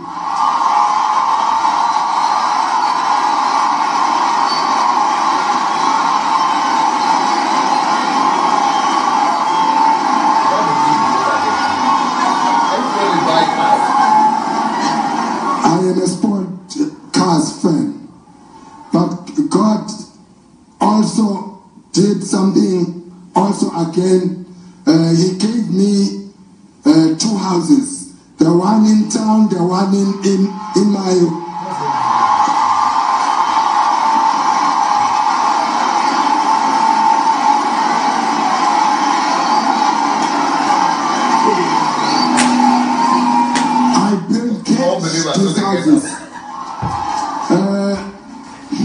I love God of Major One. You what?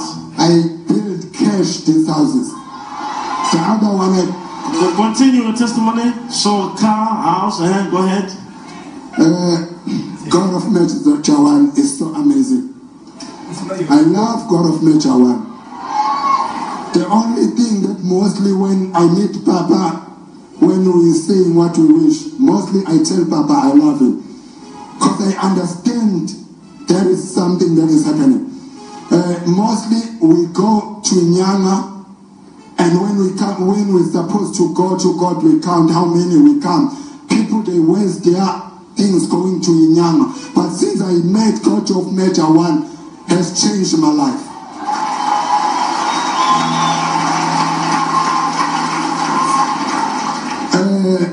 God has blessed me with a beautiful creature in the world. My wife, Tabangile, she's there.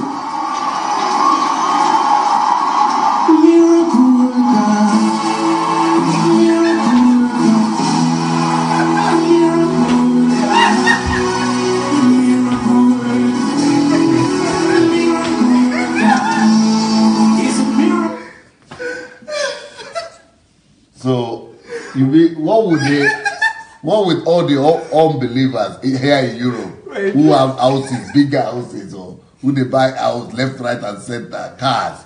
I mean, people buy cars on credit and all right, left, right, and center. So what would they say about? What would they be doing? Eh? Okay, what do we say about this one testimony? This is also sad. First, let me first tell you that. Do you know there are many of these testimonies? They are screened before they come out. Okay. They even prepare the photograph. That's a proof for you. I've heard stories of people wanting to give testimonies and they are denied of coming out to give the testimony. It's not powerful enough. Yes.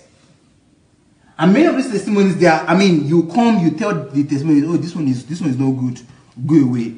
This one is good. He was saying something, the God of Major One. Is it Major One? Is not pronounced like that? I thought it was a Machakwasha. It's the God of major one. Major one. That's Bushiri. But it's just crazy that I was people surprised are to say Bushiri there. Yeah. Okay. Because, I mean, you have a car, you have a house, you got married. What achievement is that? I mean, it's ego. Everything is about ego. It's all about ego. Me. And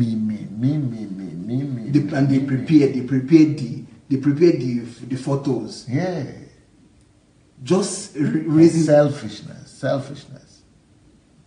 That's why we must get that book. You remember I advertised a book about love. What is it called? Ayo Akerele. Akerele. That's Driven by Love. Driven by Love. I think, but all these books, are they driven by love? No. Myself. We need to send that book to Nigeria. Driven by self. We need, this one is, instead of driven by love, we need to send that book to Africa and teach. We need to teach believers all over again on how to be driven by love. And look at the response from the church. People are just so excited. Saying, when will my own time come too? So the gospel of self. Yeah, just all about me. You want us to hear something again? Okay, they want us to hear another story. I think she has a lot of them. That's the status quo.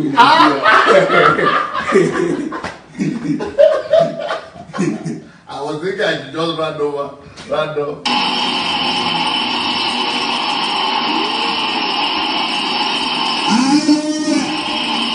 Praise the Lord.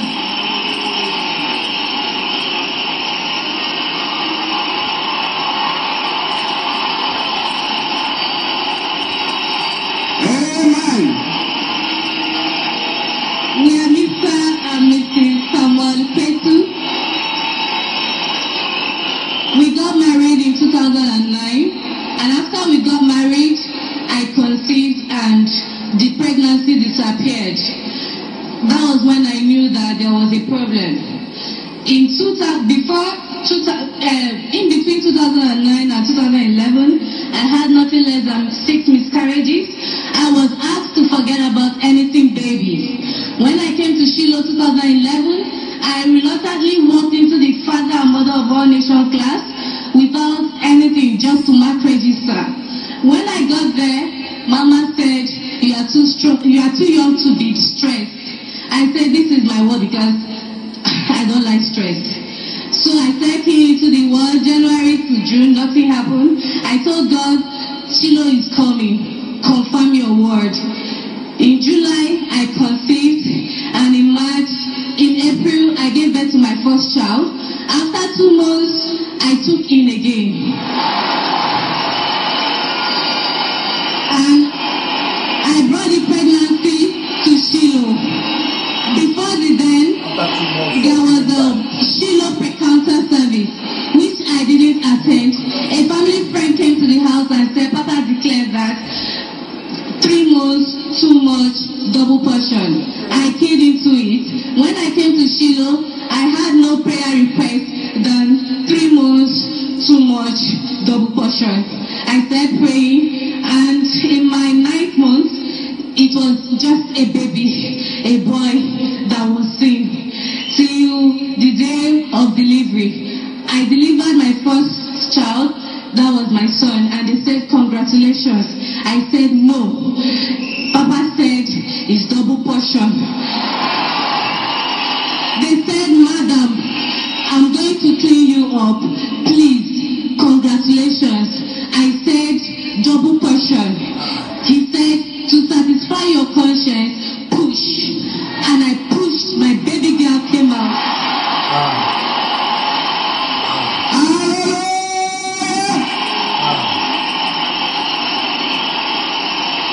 I came to return the glory to God.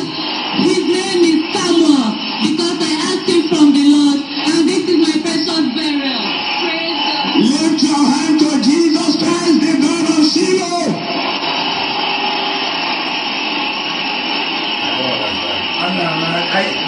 Praise the Lord. I don't. Maybe somebody will comment. No. Double portion. My name is Joseph Wadi from LFC. I don't understand it. Maybe you want to help us out there. What's happening? I mean, what happened? I don't understand. Was there an ultrasound? And how many children were? I mean, you are a medical doctor. That you are the ass. Like, I'm trying to understand how. You are the medical doctor. Yes. So how is it that a medical doctor? I don't know. A whole hospital. We say there is only one child there, and then you have given birth.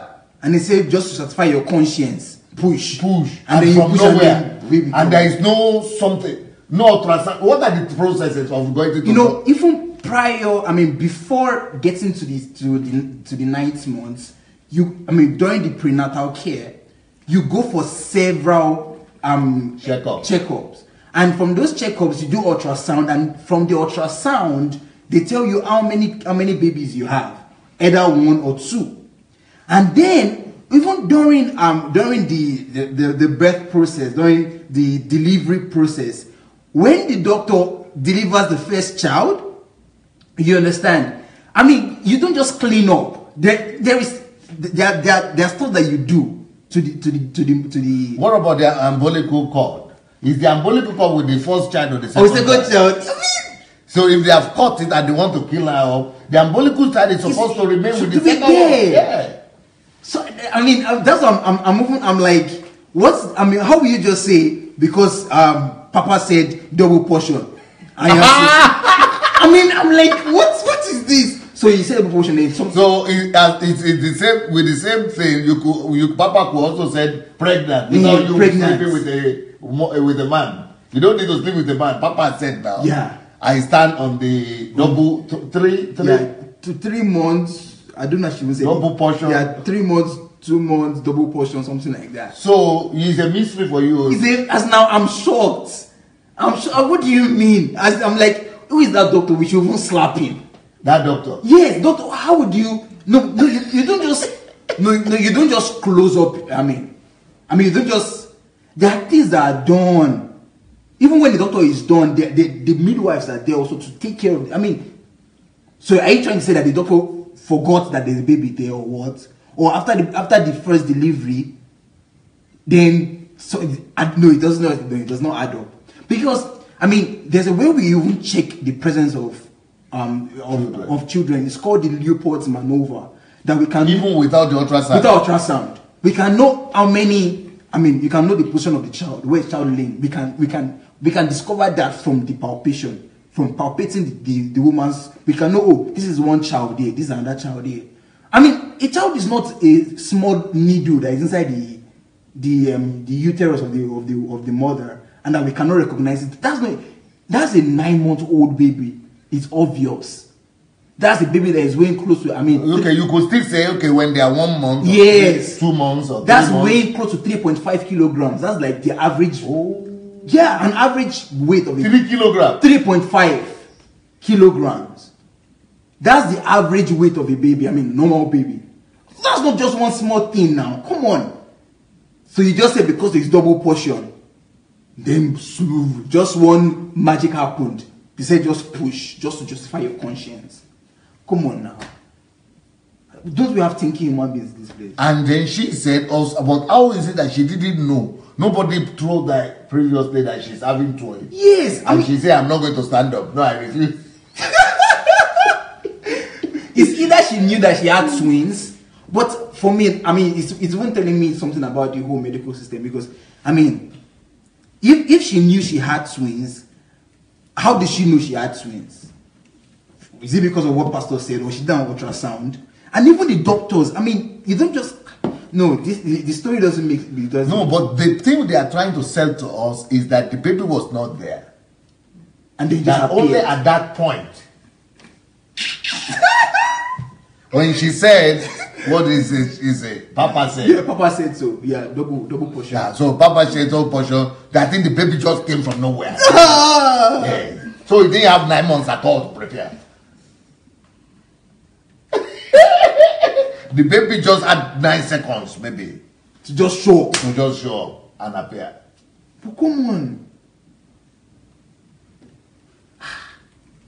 We're in trouble. And then the purpose I also tell you that, wow, we are powerful. Wow, we said it. Yes.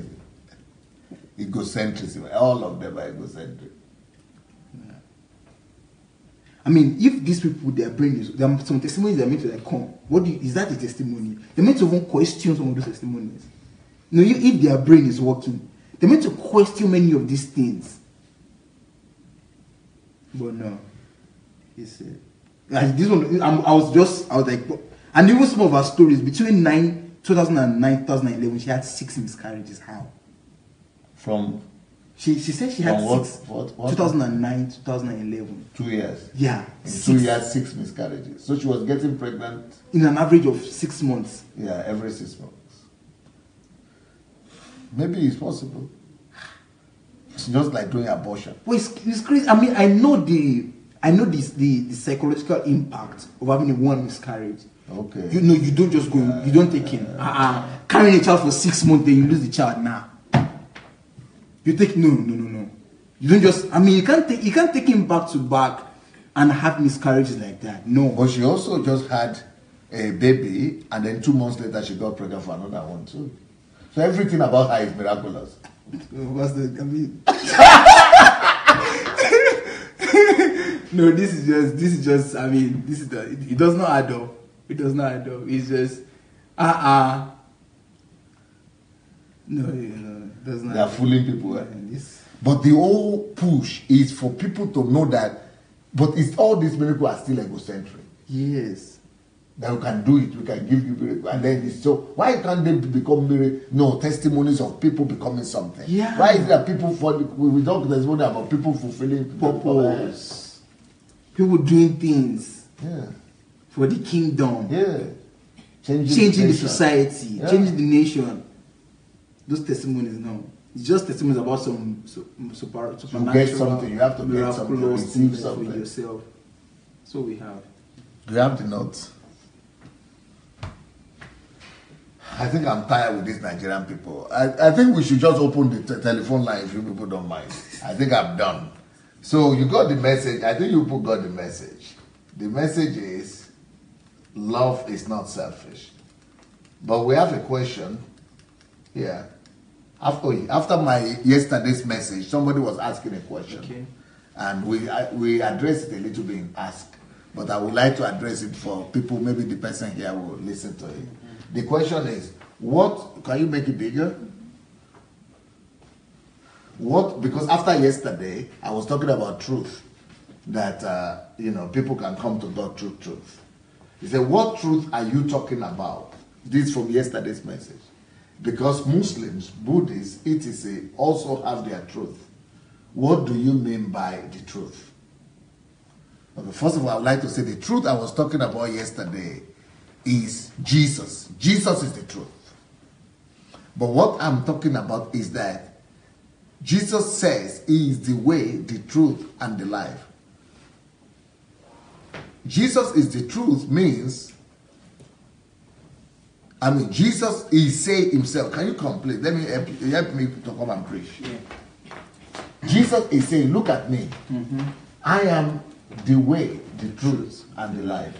So the way is the way we already know it. Come out to receive Jesus Christ as your Lord and Savior. Mm-hmm. We Christians, we know him as the way. But then I'm not only the way, but I'm also the truth. Okay, so my answer to these people who are asking is that the truth I'm talking about is not, I'm not saying that anybody will be born again. Everybody can just come to God, even if they are Buddhists or they are Muslims or something. No, I'm only saying, Jesus said, through me you can only come to God. And I am what? I am the way, I am the truth, I am the life, I am love, I am light. So through me. But he didn't say I'm only the way.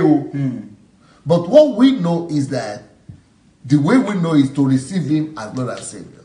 But he's saying that apart from that, don't just put me in that box that I'm only the way. Some people will get to know me through the truth, but they are still getting to know him. Some people will get to know him through love, but they are still getting to know him. So at the end of the day, you can't come to God unless through Christ. But Christ could lead you, could appear to you. You could discover Christ not just as religion, as the way. So what I was talking about yesterday is that Jesus Christ is the truth. Imagine him without religion. Can you? I think most people cannot imagine God without religion. People don't realize that God is not religious. People don't even realize that Jesus is not religion. That Jesus didn't start Christianity. That Jesus transcends religion. Jesus transcends Christianity. That is why he said, I'm not just religion the way that you know. I am more than that. So I am also truth. So people can discover truth and discover Jesus through the truth. People can discover light and discover Jesus through the light. People can discover love and discover Jesus through the light. But it's still the same Jesus. So it is still through Jesus that we can come to God. But what I'm saying is not that you can come to anything, believe anything you want, through any religion you want and come to God. What I'm trying to say is that can you try to imagine truth without religion? You will not recognize it. Most of us will only conceive God or Jesus in religious package. If you remove him from religion, it's like he's not Jesus anymore. What would you like to say about this? That's the truth, because the concept that we have of someone who believes in Jesus is how we've been taught. Because for us, one dimension. The dimension of validating that you have been saved is that you came out for the altar call, or you were ministered to, and then you said those and you made you said the sinner's prayer. Dear Lord, then you're a Christian. Then you're a Christian. So now that's the perception that religion religion chose the way part, and then they point out a way to do it that would make you feel like, okay, yeah, you are saved. But then, like you said, let's picture Jesus without that way. Everything is lost. It's like nothing happens. It's just like you tell someone that you don't have to be in church. You don't have to even say the sinner's prayer to validate that you are saved and you know Jesus and you're in a relationship with Jesus. People will say no. They cannot understand. But there's someone who, because Jesus is the embodiment of truth, like you said, and there are people that believe in Jesus because they discovered the truth through another way. And they didn't do it through our religious way. They might not even know. They might not even know about they have released Jesus. They don't even know what that's what you are talking, because it's a different terminology. Exactly. So, but our own stereotyped way is the only way I can certify or I can judge that you are born again is because you said, and they ask you that when was the day you were born again. I was born on this day because I said the sinner's prayer on this day. But there's another person there that did not even use your own approach. He didn't even go to church. He didn't even go to church. And he's still going to heaven. And he's going to heaven. Like the thief. By the side of Jesus. And even the question is, this thing we're talking about is not, you are the one having a relationship with Jesus. So how can I even estimate you? You're not with my own personal relationship. It's your relationship with God now. So what to concern you? How can I judge and even know if I'm having it or not? But it's because you live for my heart. Yeah, it's a heart. But this is just because religion. This is what religion has caused. It has made us think that until you come out for the altar call, after you come out for the altar call, then the bishop or the pastor now says the sinner's prayer, and then you repeat the sinner's prayer, then you feel saved. Like now you have believed in Jesus. And anyone who does not go through that same process that religion has taught you is not saved. But Jesus is saying that I am the way. You can, that's your own way is not wrong. It's okay, you can do it like that. Yeah. But I'm also the truth. I'm also love. There's no one that functions in love, that would not discover God. That you said, anybody that knows love knows God. And God has he has been born of, he knows God and is born of God. He does not have to come to your church. That's what Christians don't understand. Or sinner's prayer. Or he doesn't have to say the sinner's prayer.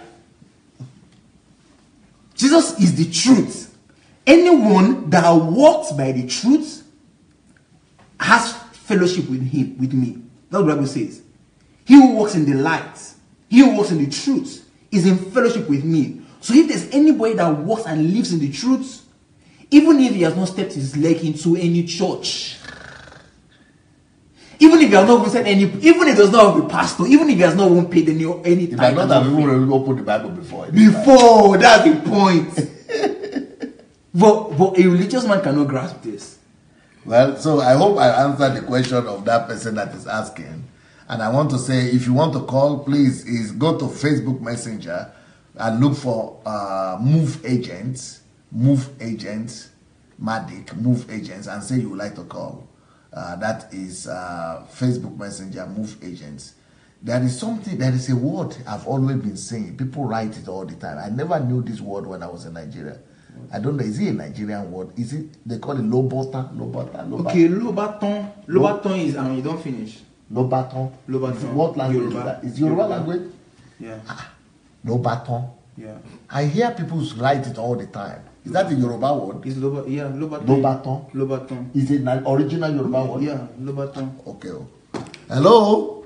Hello? Yes. Who is calling, please? Hello? Hello? Yes. Please, can you talk to the microphone? Speak into the microphone. Hello? This is Idorian. Yes, can you speak into the microphone? It's so... Okay, louder, please. Hello, DSA. Can you hear me? Are you having some whatever? Bluetooth. Huh? No Bluetooth. Your voice was louder before now. Okay. The other times you called. Can you hear me? We are trying, but no, we can hear you somehow, but no problem. Just go ahead and talk. Okay. Hello, DSA. Good evening, DSA family. I'm Idorian from Manchester. Yes. Thank you so much for this truth series. Now your voice is coming out. Love series. Now it's better. Yeah. I just called to say thank you so much. Today's topic with Dr. Anu. Dr. Anu, you're doing a good job. Because looking at everything and all the video, we're just watching and I'm like saying, this is so true because everything about self is about self. It is selfishness. Selfishness, selfish intention, selfish actions. Everything in the African church is all about self. And DSA, hello? Yeah, we are hearing you very well. I want to appeal, is there any way we can have HMT for the youth? Because this truth, to be honest with you, should be, our youth should be the ones, I think they really need this truth. Our youth, most of us are elderly, yes, we've grown but the youth that are coming up, the young ones, we really need to find a way to get them young because they are still young, as we say. They still got their complete faculty. They are not really brainwashed yet. They're still asking questions. They are the ones that should be directed right. I don't know what you think about it. I don't know how we can get the youth, mostly the youth of our country, Nigeria, to be involved, or mostly the youth, the younger generation, because they are the ones that will really take up this truth that you're teaching us and run with it. And I'm just thinking about ways that we can get the way to do it is this. All of you, someone like you, Idoreye, and other people who might be interested in organizing youth HMT. We did one last year. The thing we need you to do is to coordinate it. We need volunteers who will coordinate with other parents because we just need enough. Normally we don't have enough people coming and then it's not worth it. So if we are going to be able to have 30 children together to come between 30 to 50, then we can do it. So go ahead and mobilize people, and people who are hearing you on the program right now could also, go ahead and register. You can register. Anybody who is ready should go to my blog and register. SundayAdelajaBlog/visit. SundayAdelajaBlog.com/visit. SundayAdelajaBlog.com/visit. We just need as many parents as possible to mobilize other parents. Maybe you can mobilize 10. Maybe another person now can mobilize 10. So maybe you should mention your telephone or your email or your name, or you write it on the comments so that people could get in touch with you and you could coordinate among yourselves. Anybody that really wants. Okay, yes. I'm going to do that because I just have this meeting that the youth, the children needs to hear this truth because they will run better with it when we are weak. Because this generation that is coming up should ideally hear this truth. Even if our children are in America, they are in London, it doesn't matter. It's the same system. It's the same churches. They are raising them, and they are raising them with this falsehood. So we need these children to hear this truth. And we need them to be different for us so that they can run with this truth. This is what I'm saying. Every parent that is listening to me, think about your child. If your child can hear this truth that you're hearing, think about what it will do. It will be a ripple effect. It will be a multiplier because it will really change that generation. So I am appealing. I'll put my number up. Let's come together, mobilize the youth, maybe between 15 and 21, and get them to have an HMT with DSA so that when they come back, you know what will happen. These are children who will think. These are children who will love. These are children who will change the whole country. These are children who will do exploits. So I'm appealing to parents to please. It's not all about us. The children are coming up and they are going to take over from us. Let us come together and organize HMT for the youth, and let us make it to be maybe a yearly thing. When other parents hear about it, they will be interested. So I'll put my number up there, and I'll put let's come together and mobilize children to have this HMT, please. Some people needs to go to our youth. Some people are already writing in the comment section that they want to send their children. Maybe you get to them later on in Facebook inbox and inbox them and gather and begin to organize it. And we could be announcing it from time to time like that. Okay. So in summer holiday, during summer, we'll be able to organize it for all the children. Yeah, thank you so much. Thank you, man. Thank you so much. Thank you. Yeah. Bye. That's a good idea, I think. And anybody that wants to send their children, you want them to come, or you want to come with your children from the age of 12 to 20 at least, or maybe to 21, from the age of 12 or 14, that's what we would like. So please write it on the comment section, or go and look for Edore's your comment, and you can get in touch with her. Hello? Hello? Oh, hello, DSA. Yes, sir. Is that Miles? Yes, it's Miles. What time is it in New Zealand now? It's 10 minutes past 10 a.m. on Sunday. Oh, it's already Sunday in your place. Yes. You people are the end of the earth, oh. That's true. Okay. Before I contribute, DSA, the HTM is, I won't be able to make it for the April one, but hopefully I might make it for the November one. The HMT? Is it good? Yeah, the HMT, sorry, yes. Yeah. No problem. Okay.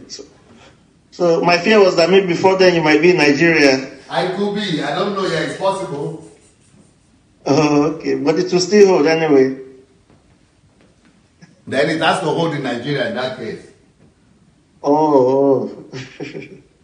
Okay. Regarding what you taught today, just to say thank you to you and the very young doctor. He contributed so much today. And then I would like to say thank you to all the DSA team there. That video you showed about the Ghanaian man, you see that his background is quite similar to most of us, even to UDSA. Yeah. You know, started up as a journalist, and look at what selfishness did to him. You know, it's just, you know, love has just replaced selfishness in our churches. Yeah, selfishness now is what people are worshiping. Yes, so sad. Because I remember when I used to be part of this church, you know, they always send us out to go and win souls. You know, it was, you know, not knowing that the main motive was just to get people so that they can suck their money, you know. And most of the time, the people that listen to us when we go out are the homeless people that are sick, people that are begging on the street. And, you know, when they come to church, even though the message is very powerful that morning, that Sunday morning, you can see that they don't stay, they always go. They never come back because the love is not shown to them. Yeah. You know, this is selfishness you are talking about, you know. And I remember we members were always told, you know, I think the difference between what you teach us and what especially me, that I learned in church was that they taught us in church that we have God in us. And how do we know that we have God in us? It's by confessing that I am a success. You know, I am prosperous. Are you serious? God, yeah. I never had that before. You say God is a prosperous God. You can't be on earth and be poor. One of the favorite saying in our church was that I can never be poor. I can never be poor. And you say it bragging, you know. Even if you are suffering, even though you don't have enough, it's a sin to say I am poor. It's a sin to say that I'm lacking. So it's and I come to your platform, and what I'm hearing is that you only have God in you when you are born of love. You know? And that is Christ. Christ is the center of our life. You know, when we have the fullness of God in us, that is when we are born of love. So it's just about selfishness. You know, I remember we even put our man of God here on TV. You know, at first I thought it was about spreading the message of God. You know, but it's about attracting people to the church. You know, so that they can so that they can take their money. So I don't know. I know that there are a lot of these your work DSA is targeting the Nigerian churches, but I think they have exported a lot overseas already, and then I know things are being done. But the destruction has gone far. Eh? It has gone far. I think it's not even about them taking money from the large mass in Nigeria. I think most of the money we give from overseas, yes, is also going back to Nigeria. Wow. I remember my first day in the church I last attended. You know, the first thing the pastor was telling me and my wife was, you know, maybe he was thinking that the church was small and we were discouraged about the building. He was saying now we are going to get a very large land soon. We are going to build a very big building soon, you know. And when I became an old member in the church and I started asking questions, he couldn't even answer them, especially with the one about giving to the poor. You know, he was insisting that it's the brethren that Christ was talking about when you give, you know, to the list of these brethren was people in the church. So I can't imagine why you will pass by a poor person on the road, a beggar on the road, and even the homeless people that come to the church, we don't even show them love. And then we're talking of a big building. It's so sad. Yeah. And then I'll just make a comment about the testimony about that pillar fire. Yes. You know, I have met adults who were abused, who were sexually abused as children, you know, and these adults have been tied to that abuse for the rest of their life emotionally. You know, they are not productive. They are always talking about their past, and sometimes some of them end up being robbers or prostitutes. You know, so, and then this man is coming out to give testimony about his son that raped a 10-year-old. What happened to that 10-year-old girl? Is she, what's happening to her today? You know, does it mean that God doesn't love her? You know, this girl she's the victim here, and then, you know, somebody come up with that kind of testimony. And somebody on the platform was asking that, how did he get to America? I'm very sure the guy must have lied in his application that he has no criminal record. Yeah. Because this is even worse. This is worse than killing somebody, to abuse a 10-year-old girl. So it's really, it's all about being selfish. And the church is celebrating the fact that his own son, the son of our member, has been rescued. But the person whose life he has destroyed has not been rescued. Totally destroyed. As if God is just biased. And the small girl, who is an innocent girl, is the one they are supposed to be worried about. But they are being worried, they are worrying about their own son. Yeah, who is the in America now? Who is the abuser? He's doing well. Yeah. It's so sad, DSA. Egocentrism has spoiled everything. Yes, sir. Yes, sir. I don't know if there is church left in that country again, no?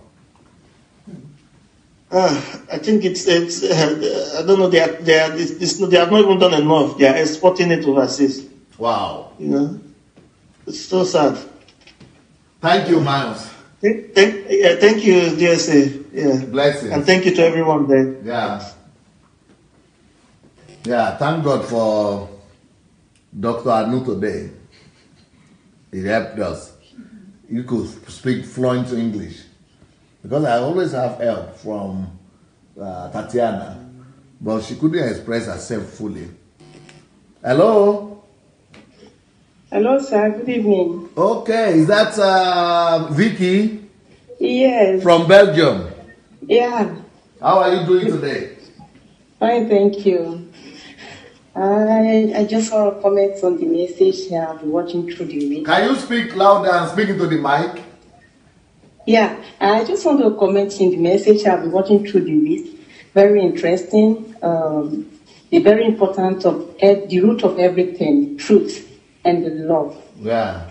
But the fact that the pity that a lot of us, a lot of blacks in general, even Nigerians, they like the truth. And that's the big problem. Don't like the truth, we don't want to accept the truth. Even when we see that it's the truth, we prepare to go and at the end of the day, you go back. Because when you don't accept something, it's like not acknowledging your mistake. How can you correct it? So that is what is going on in these churches. Even when you tell people that listen to this church, look at what is happening, they don't want to accept it. They don't. That is a big challenge, a very big challenge, and that is the root of all this corruption, everything. Because even all those deacons in the church, most of them they are in the politics, in high places. If they really love the truth, and they really say they are serving God, and that love of God, that love of truth, if it's in them, they will fight for the truth with the position they are. Because they love the truth and they love God. So you cannot love God and love the truth. Yeah. It doesn't matter either. Because if you love God, then you must go the right way of God, which is the truth. Yeah. But because of these fans, because of us self-centered, they love God, show it, I love God, I go to church, and they forget about the truth, which they're supposed to use in every daily basis that they do, and they have to show that. How did you know somebody is a Christian? Nowadays, you cannot really know because everybody goes to church. Yeah. In those days, their attitude, when you interact with them, the way they are so straightforward, the way they are so truthful, the way they are so you can trust them. They say, that man is a Christian. You say, okay, no problem. I can trust that person. If you borrow money from me, I will get it back or anything. Just trust because you see it in them. Let the world see heaven in your eyes. How did you see that heaven in your eyes? It's not only by a lot of people go to church, but say I'm a Christian. It's just the truth that we are missing it. Yeah. We are missing it. Because the way you be teaching it, I'm very stubborn, very reluctant to all the things because I can't imagine that you just go to church, they just tell you all such a thing and you just believe and do it, God will make it. The Bible says that, you cannot sleep in your bed and estimate that money should fall from heaven. And it doesn't, heaven help those who help themselves. Yeah. So, but a lot of us, we believe that, I pray to it, God will do one. God will do on the own. I'm taking to them and God will suffer, no judge. God will suffer. I said, oh my God, open your eyes. Open your eyes. It's the same thing, you know, all these things will be teaching. Most of us, we've had experience with a lot of it. But still, we are still there.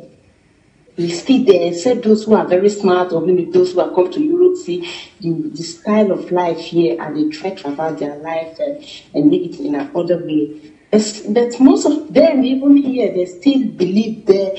I have a girlfriend.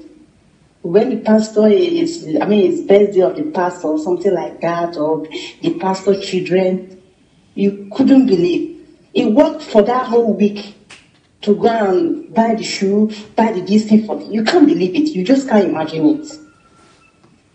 And he said, yeah, it's my pastor, he has to shine. Yes, it's your pastor, it has to shine. But you have to do your business too.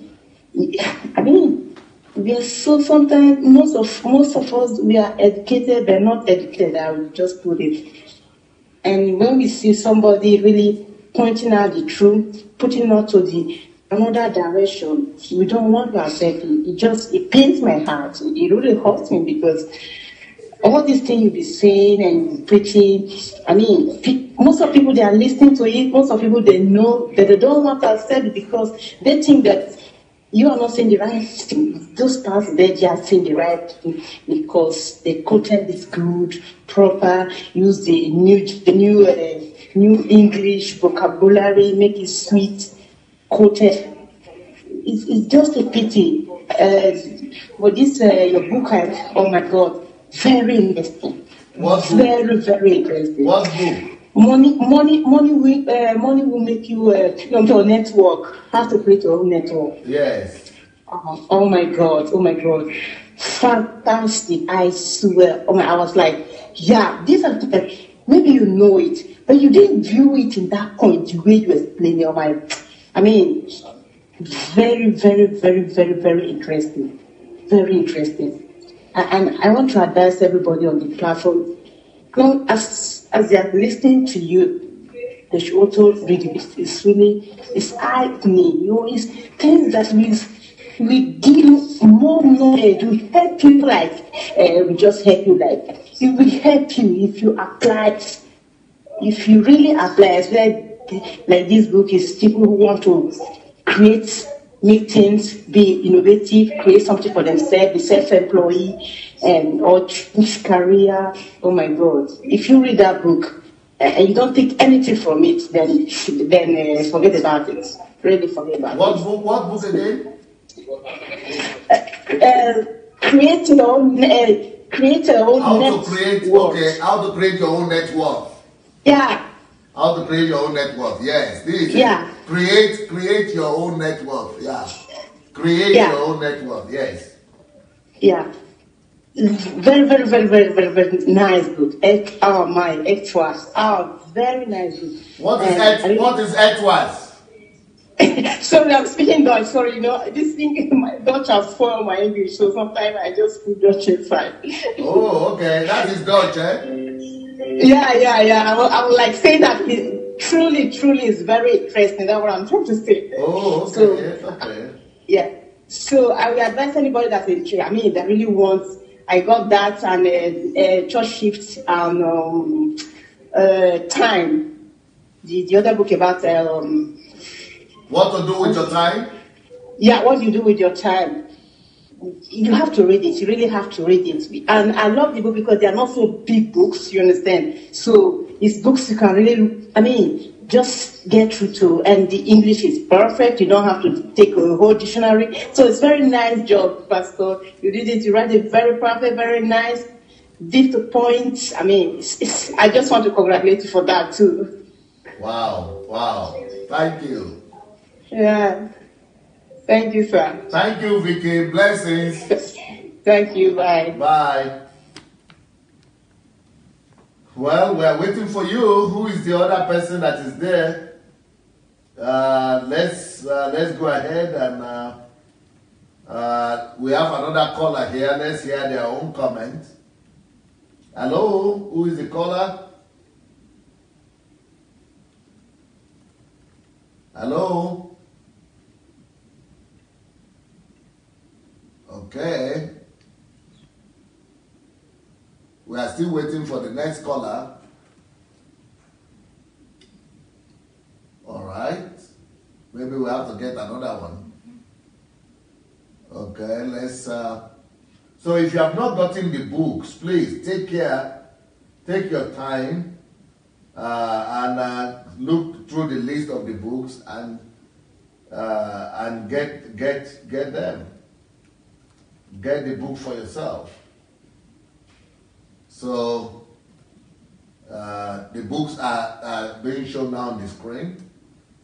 Write the topic that you want and go for it. Okay. We have the next caller. Hello.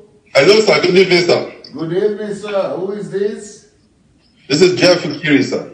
Yes, sir. How are you, Jeff? I'm good. How are you? Doing well.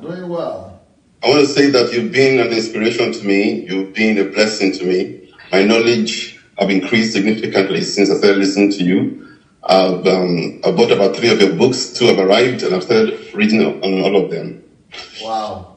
Yeah, great stuff. I think if people read your books, then they will understand the depth of your knowledge. I think what you're talking here is good, but it's very superficial compared to what you have in those books. I'm telling you, in terms of intelligence, intellectual capacity as well, it's amazing.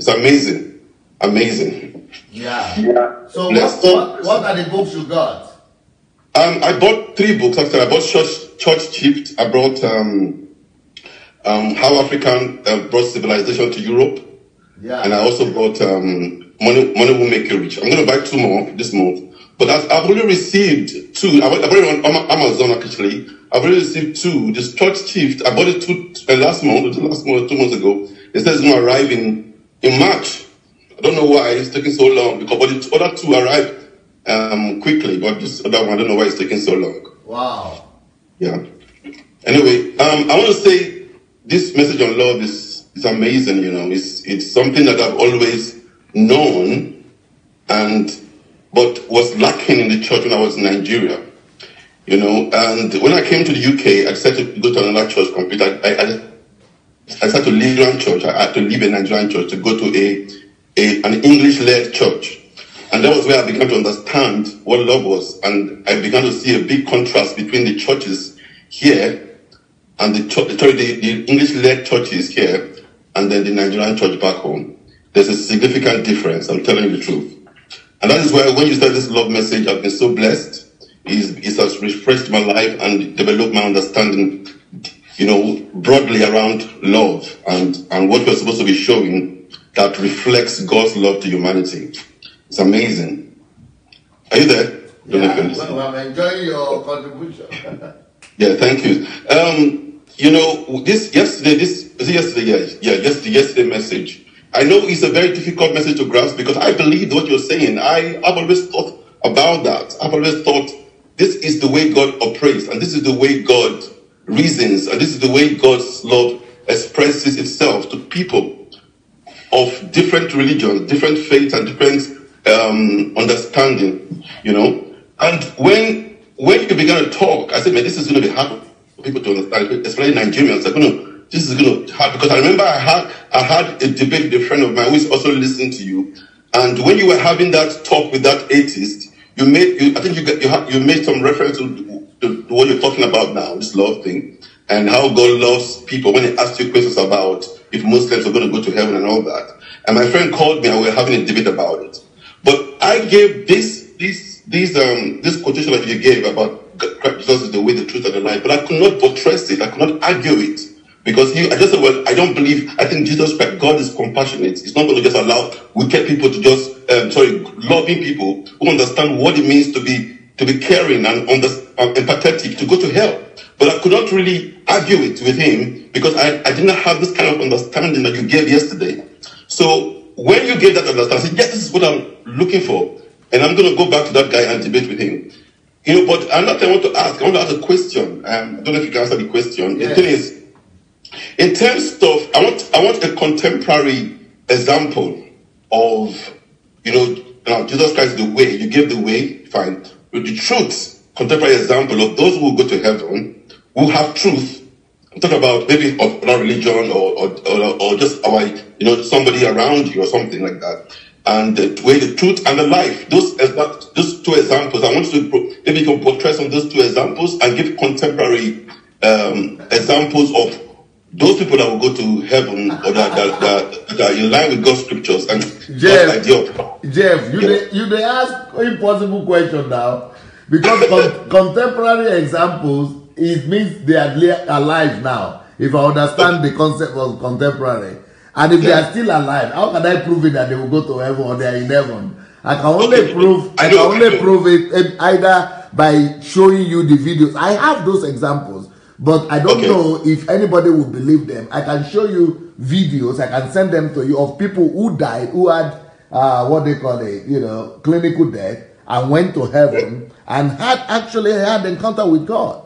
Because I would like to have those examples at least. It doesn't matter whether they like it or not, whether people want to hear it or not, no matter how difficult it is. I think it would be nice for you to show it and portray it with the scriptures. I think people will understand, because it's about revelation. It's about bringing awareness to people relating to the truth of the gospel. I've listened to the message on truth as well. I've read the whole series on truth. I'm listening to the Kingdom series now, and that truth series changed my life, my mentality completely about life. And if you make those arguments to people, whether they like it or not, it's a seed that you've sown in their lives, and they will continue to remember it, and one day they will come to understand it. And I think Christians, your brothers and sisters, the Christians are the ones who will fight it the most.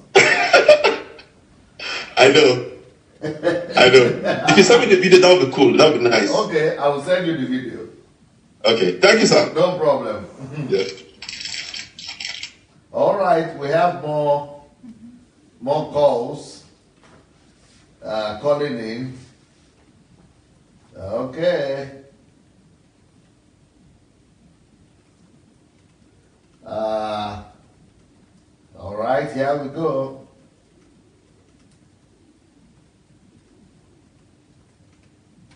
Hello, who is there?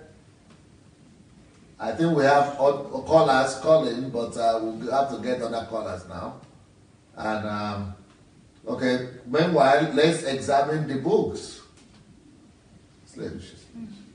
Let's examine the books. You have so many books. I'm not talking about the books because I just I just want you to read yourself and, go and research and make your decision. Okay. Hello. Here we go. Hello. Hello. Yes. Hello. Good evening, dear sir. That is Sister Angela. How are you, man? I'm fine, sir. Wow. Nice to hear from you again. Yes, sir. Thank you for that. I want to thank you so much for the good work you are doing. God is using you to do. How you are teaching love in Christendom. What you are saying, they are truth. For John the Baptist saying in the scripture, he said, I'm not angry that another person cheated me, but I am angry because it's my brother, my equal, that cheated me. It is so sad that it's the so-called Christians that are cheating Christians. It's so sad that it's the so-called men of God that are not showing love to the members, what to talk of others. Yeah. I have gone through the love service you are showing. It is a pity. I can see the feeling of the poor Nigerians in your face. Although the people you are feeling for, they are not feeling for themselves. They are seeing you as the one that is fighting their dad and their mommy. It's just so sad, and it's just a pity. Even when I talk to them here, they are seeing it as if to say, you don't want the church to grow. When you look at those testimonies, like Philippians 2 verse 3 that says, let nothing be done out of selfishness. That is the truth. The love should not be shown because of what you are getting. You should not show love because of who you know or because you know the other person. But the love they show in Nigeria is the people that started church with them, the people that can cover their evil, the people that are in the same clique with them. The poor masses are not being remembered. I've never gone to church when I used to go to church, and come a day, this men of God will say, can we contribute money and take care of them that cannot pay for their children's school fees, them that cannot pay for accommodation, or them that cannot feed? There is nothing like that. Everything about them is egocentrism. How you will feed them fat, how you will make them grow big, how you will make them go abroad, how you make them buy private jets. It's a pity. When you look at the testimony of the woman that said 3 plays, you will say that that thing is fake. She don't know what he's saying. Even when they do IVF, they say Papa Professor.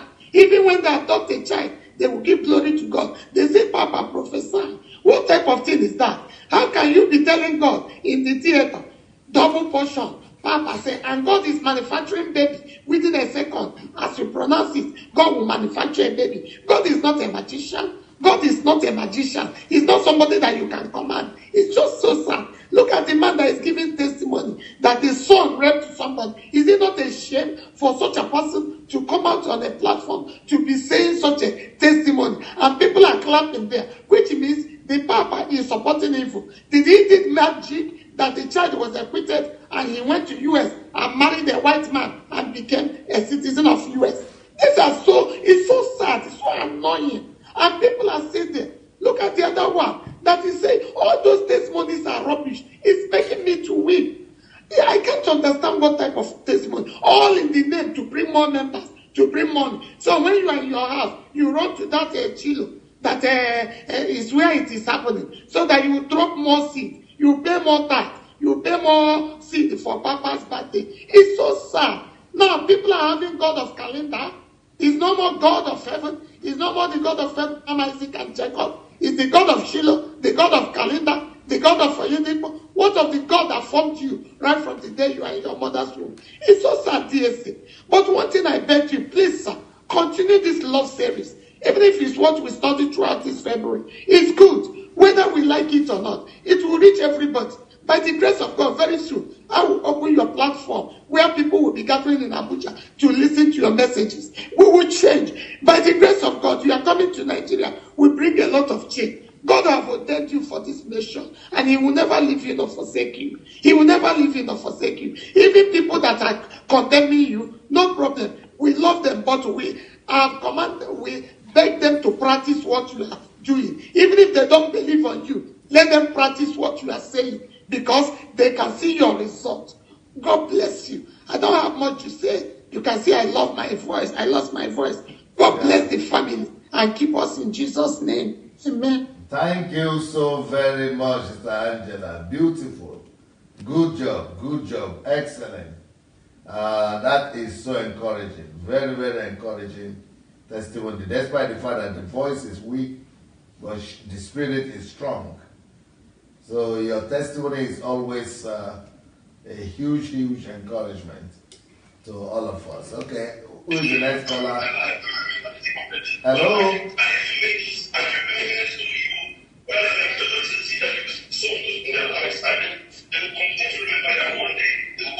Hello? Hello? Can you put off the Facebook? Hello? Put off the Facebook. Let's hear your voice.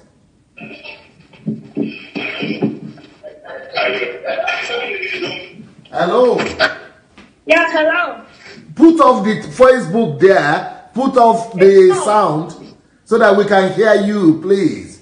We need to hear you. All right. Who is calling? Insufficient. Oh, what a surprise. You are watching us live? Yeah. You are supposed to be busy. I had a whole day today, so I decided to join live. Please speak into the microphone, we look where the microphone is in your device so that your voice could be louder. Is it better now? Yes, yes. Okay. Sorry about my YouTube, rather. Beautiful. Yeah, I want to start by saying thank you so much for this series. It's really an impressive series because most time I'm not able to join online. I go back to watch it. But I believe this love series is one of the reasons, this love issue is one of the reasons the continent of Africa is lacking behind. Because it's still the same love issue that makes Nigerians let me start from Nigeria because that is the country in Africa I'm familiar with. It seems we don't really have value for human life and humanity. That's because of lack of love, and it's still all Hello. in our ruling system, in our government system, then back to the church.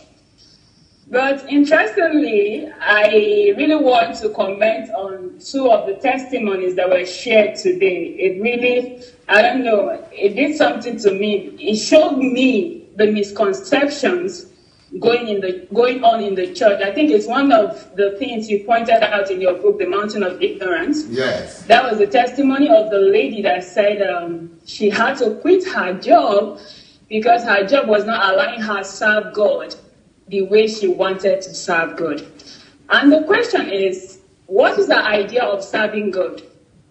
And the serving God she's obviously talking about is attending activities in the church.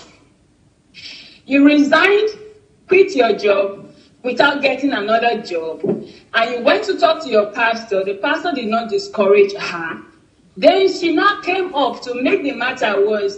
It's more like legalizing it to now give this thing as a testimony, and everybody is clapping, giving an ovation to an act of foolishness and stupidity. Because the real sense of it is being in your doing your weekly activities or attending prayer meetings. I don't really think that is the idea of serving God or what God is expecting of us. If I'm wrong, maybe you correct me. Because you can also serve God in the marketplace. So why do you have to quit your job? Because according to you, it's not allowing you to serve God. In what way? Attending activities, or you cannot meet up with prayer meeting? Are there no people in that workplace that will need to be shown the love of God, where you can actually take the love of God to in that sphere of influence where you're working? Yes. Everybody there has been saturated with the love of God, or it only boils down to when you sign. I think she actually said the pastor told her to go and take a paper of the units where she wants to serve and fill and submit. And as a result of that, she got a call from where she did not apply. And she didn't do interview, and she got the job. So what principles are they actually teaching people?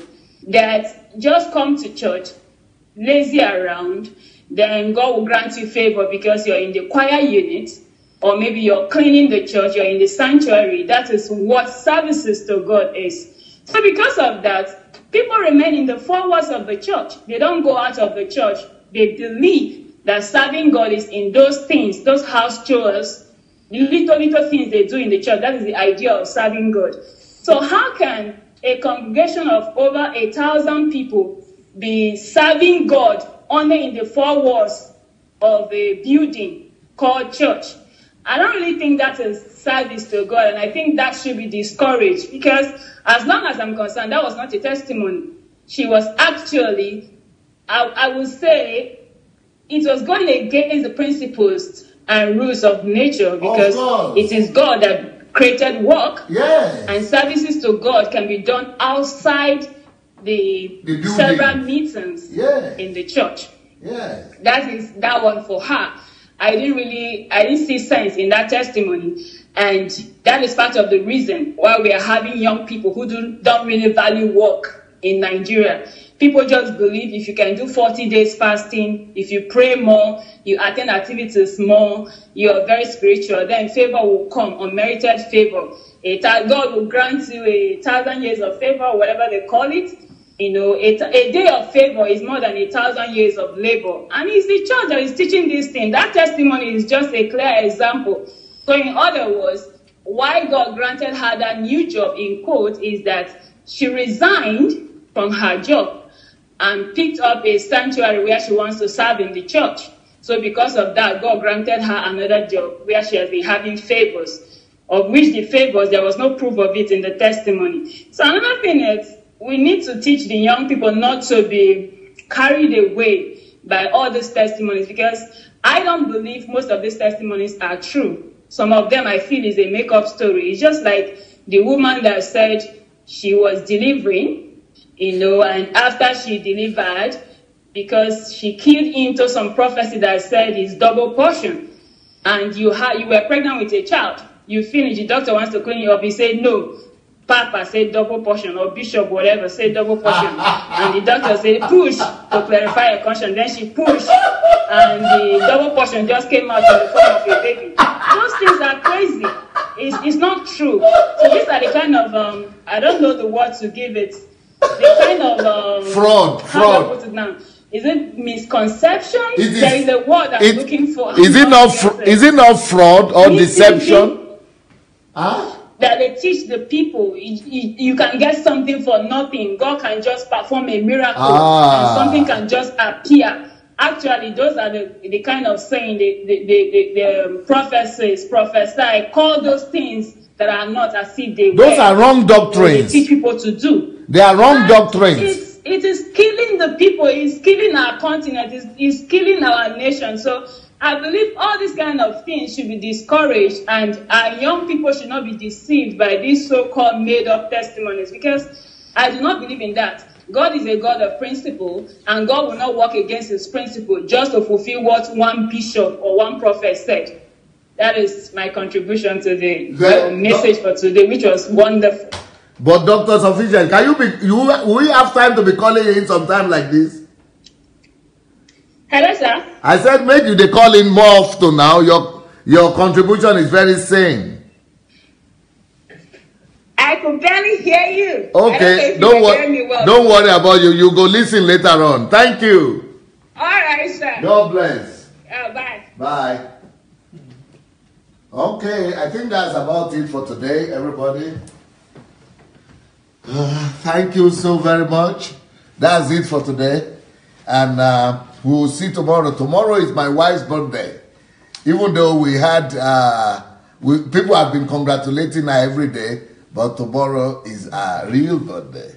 So we are going to be having nice time here among ourselves tomorrow. We all will be able to share some of that experience and that what we are going to our experience tomorrow with you as well. So peace. God bless.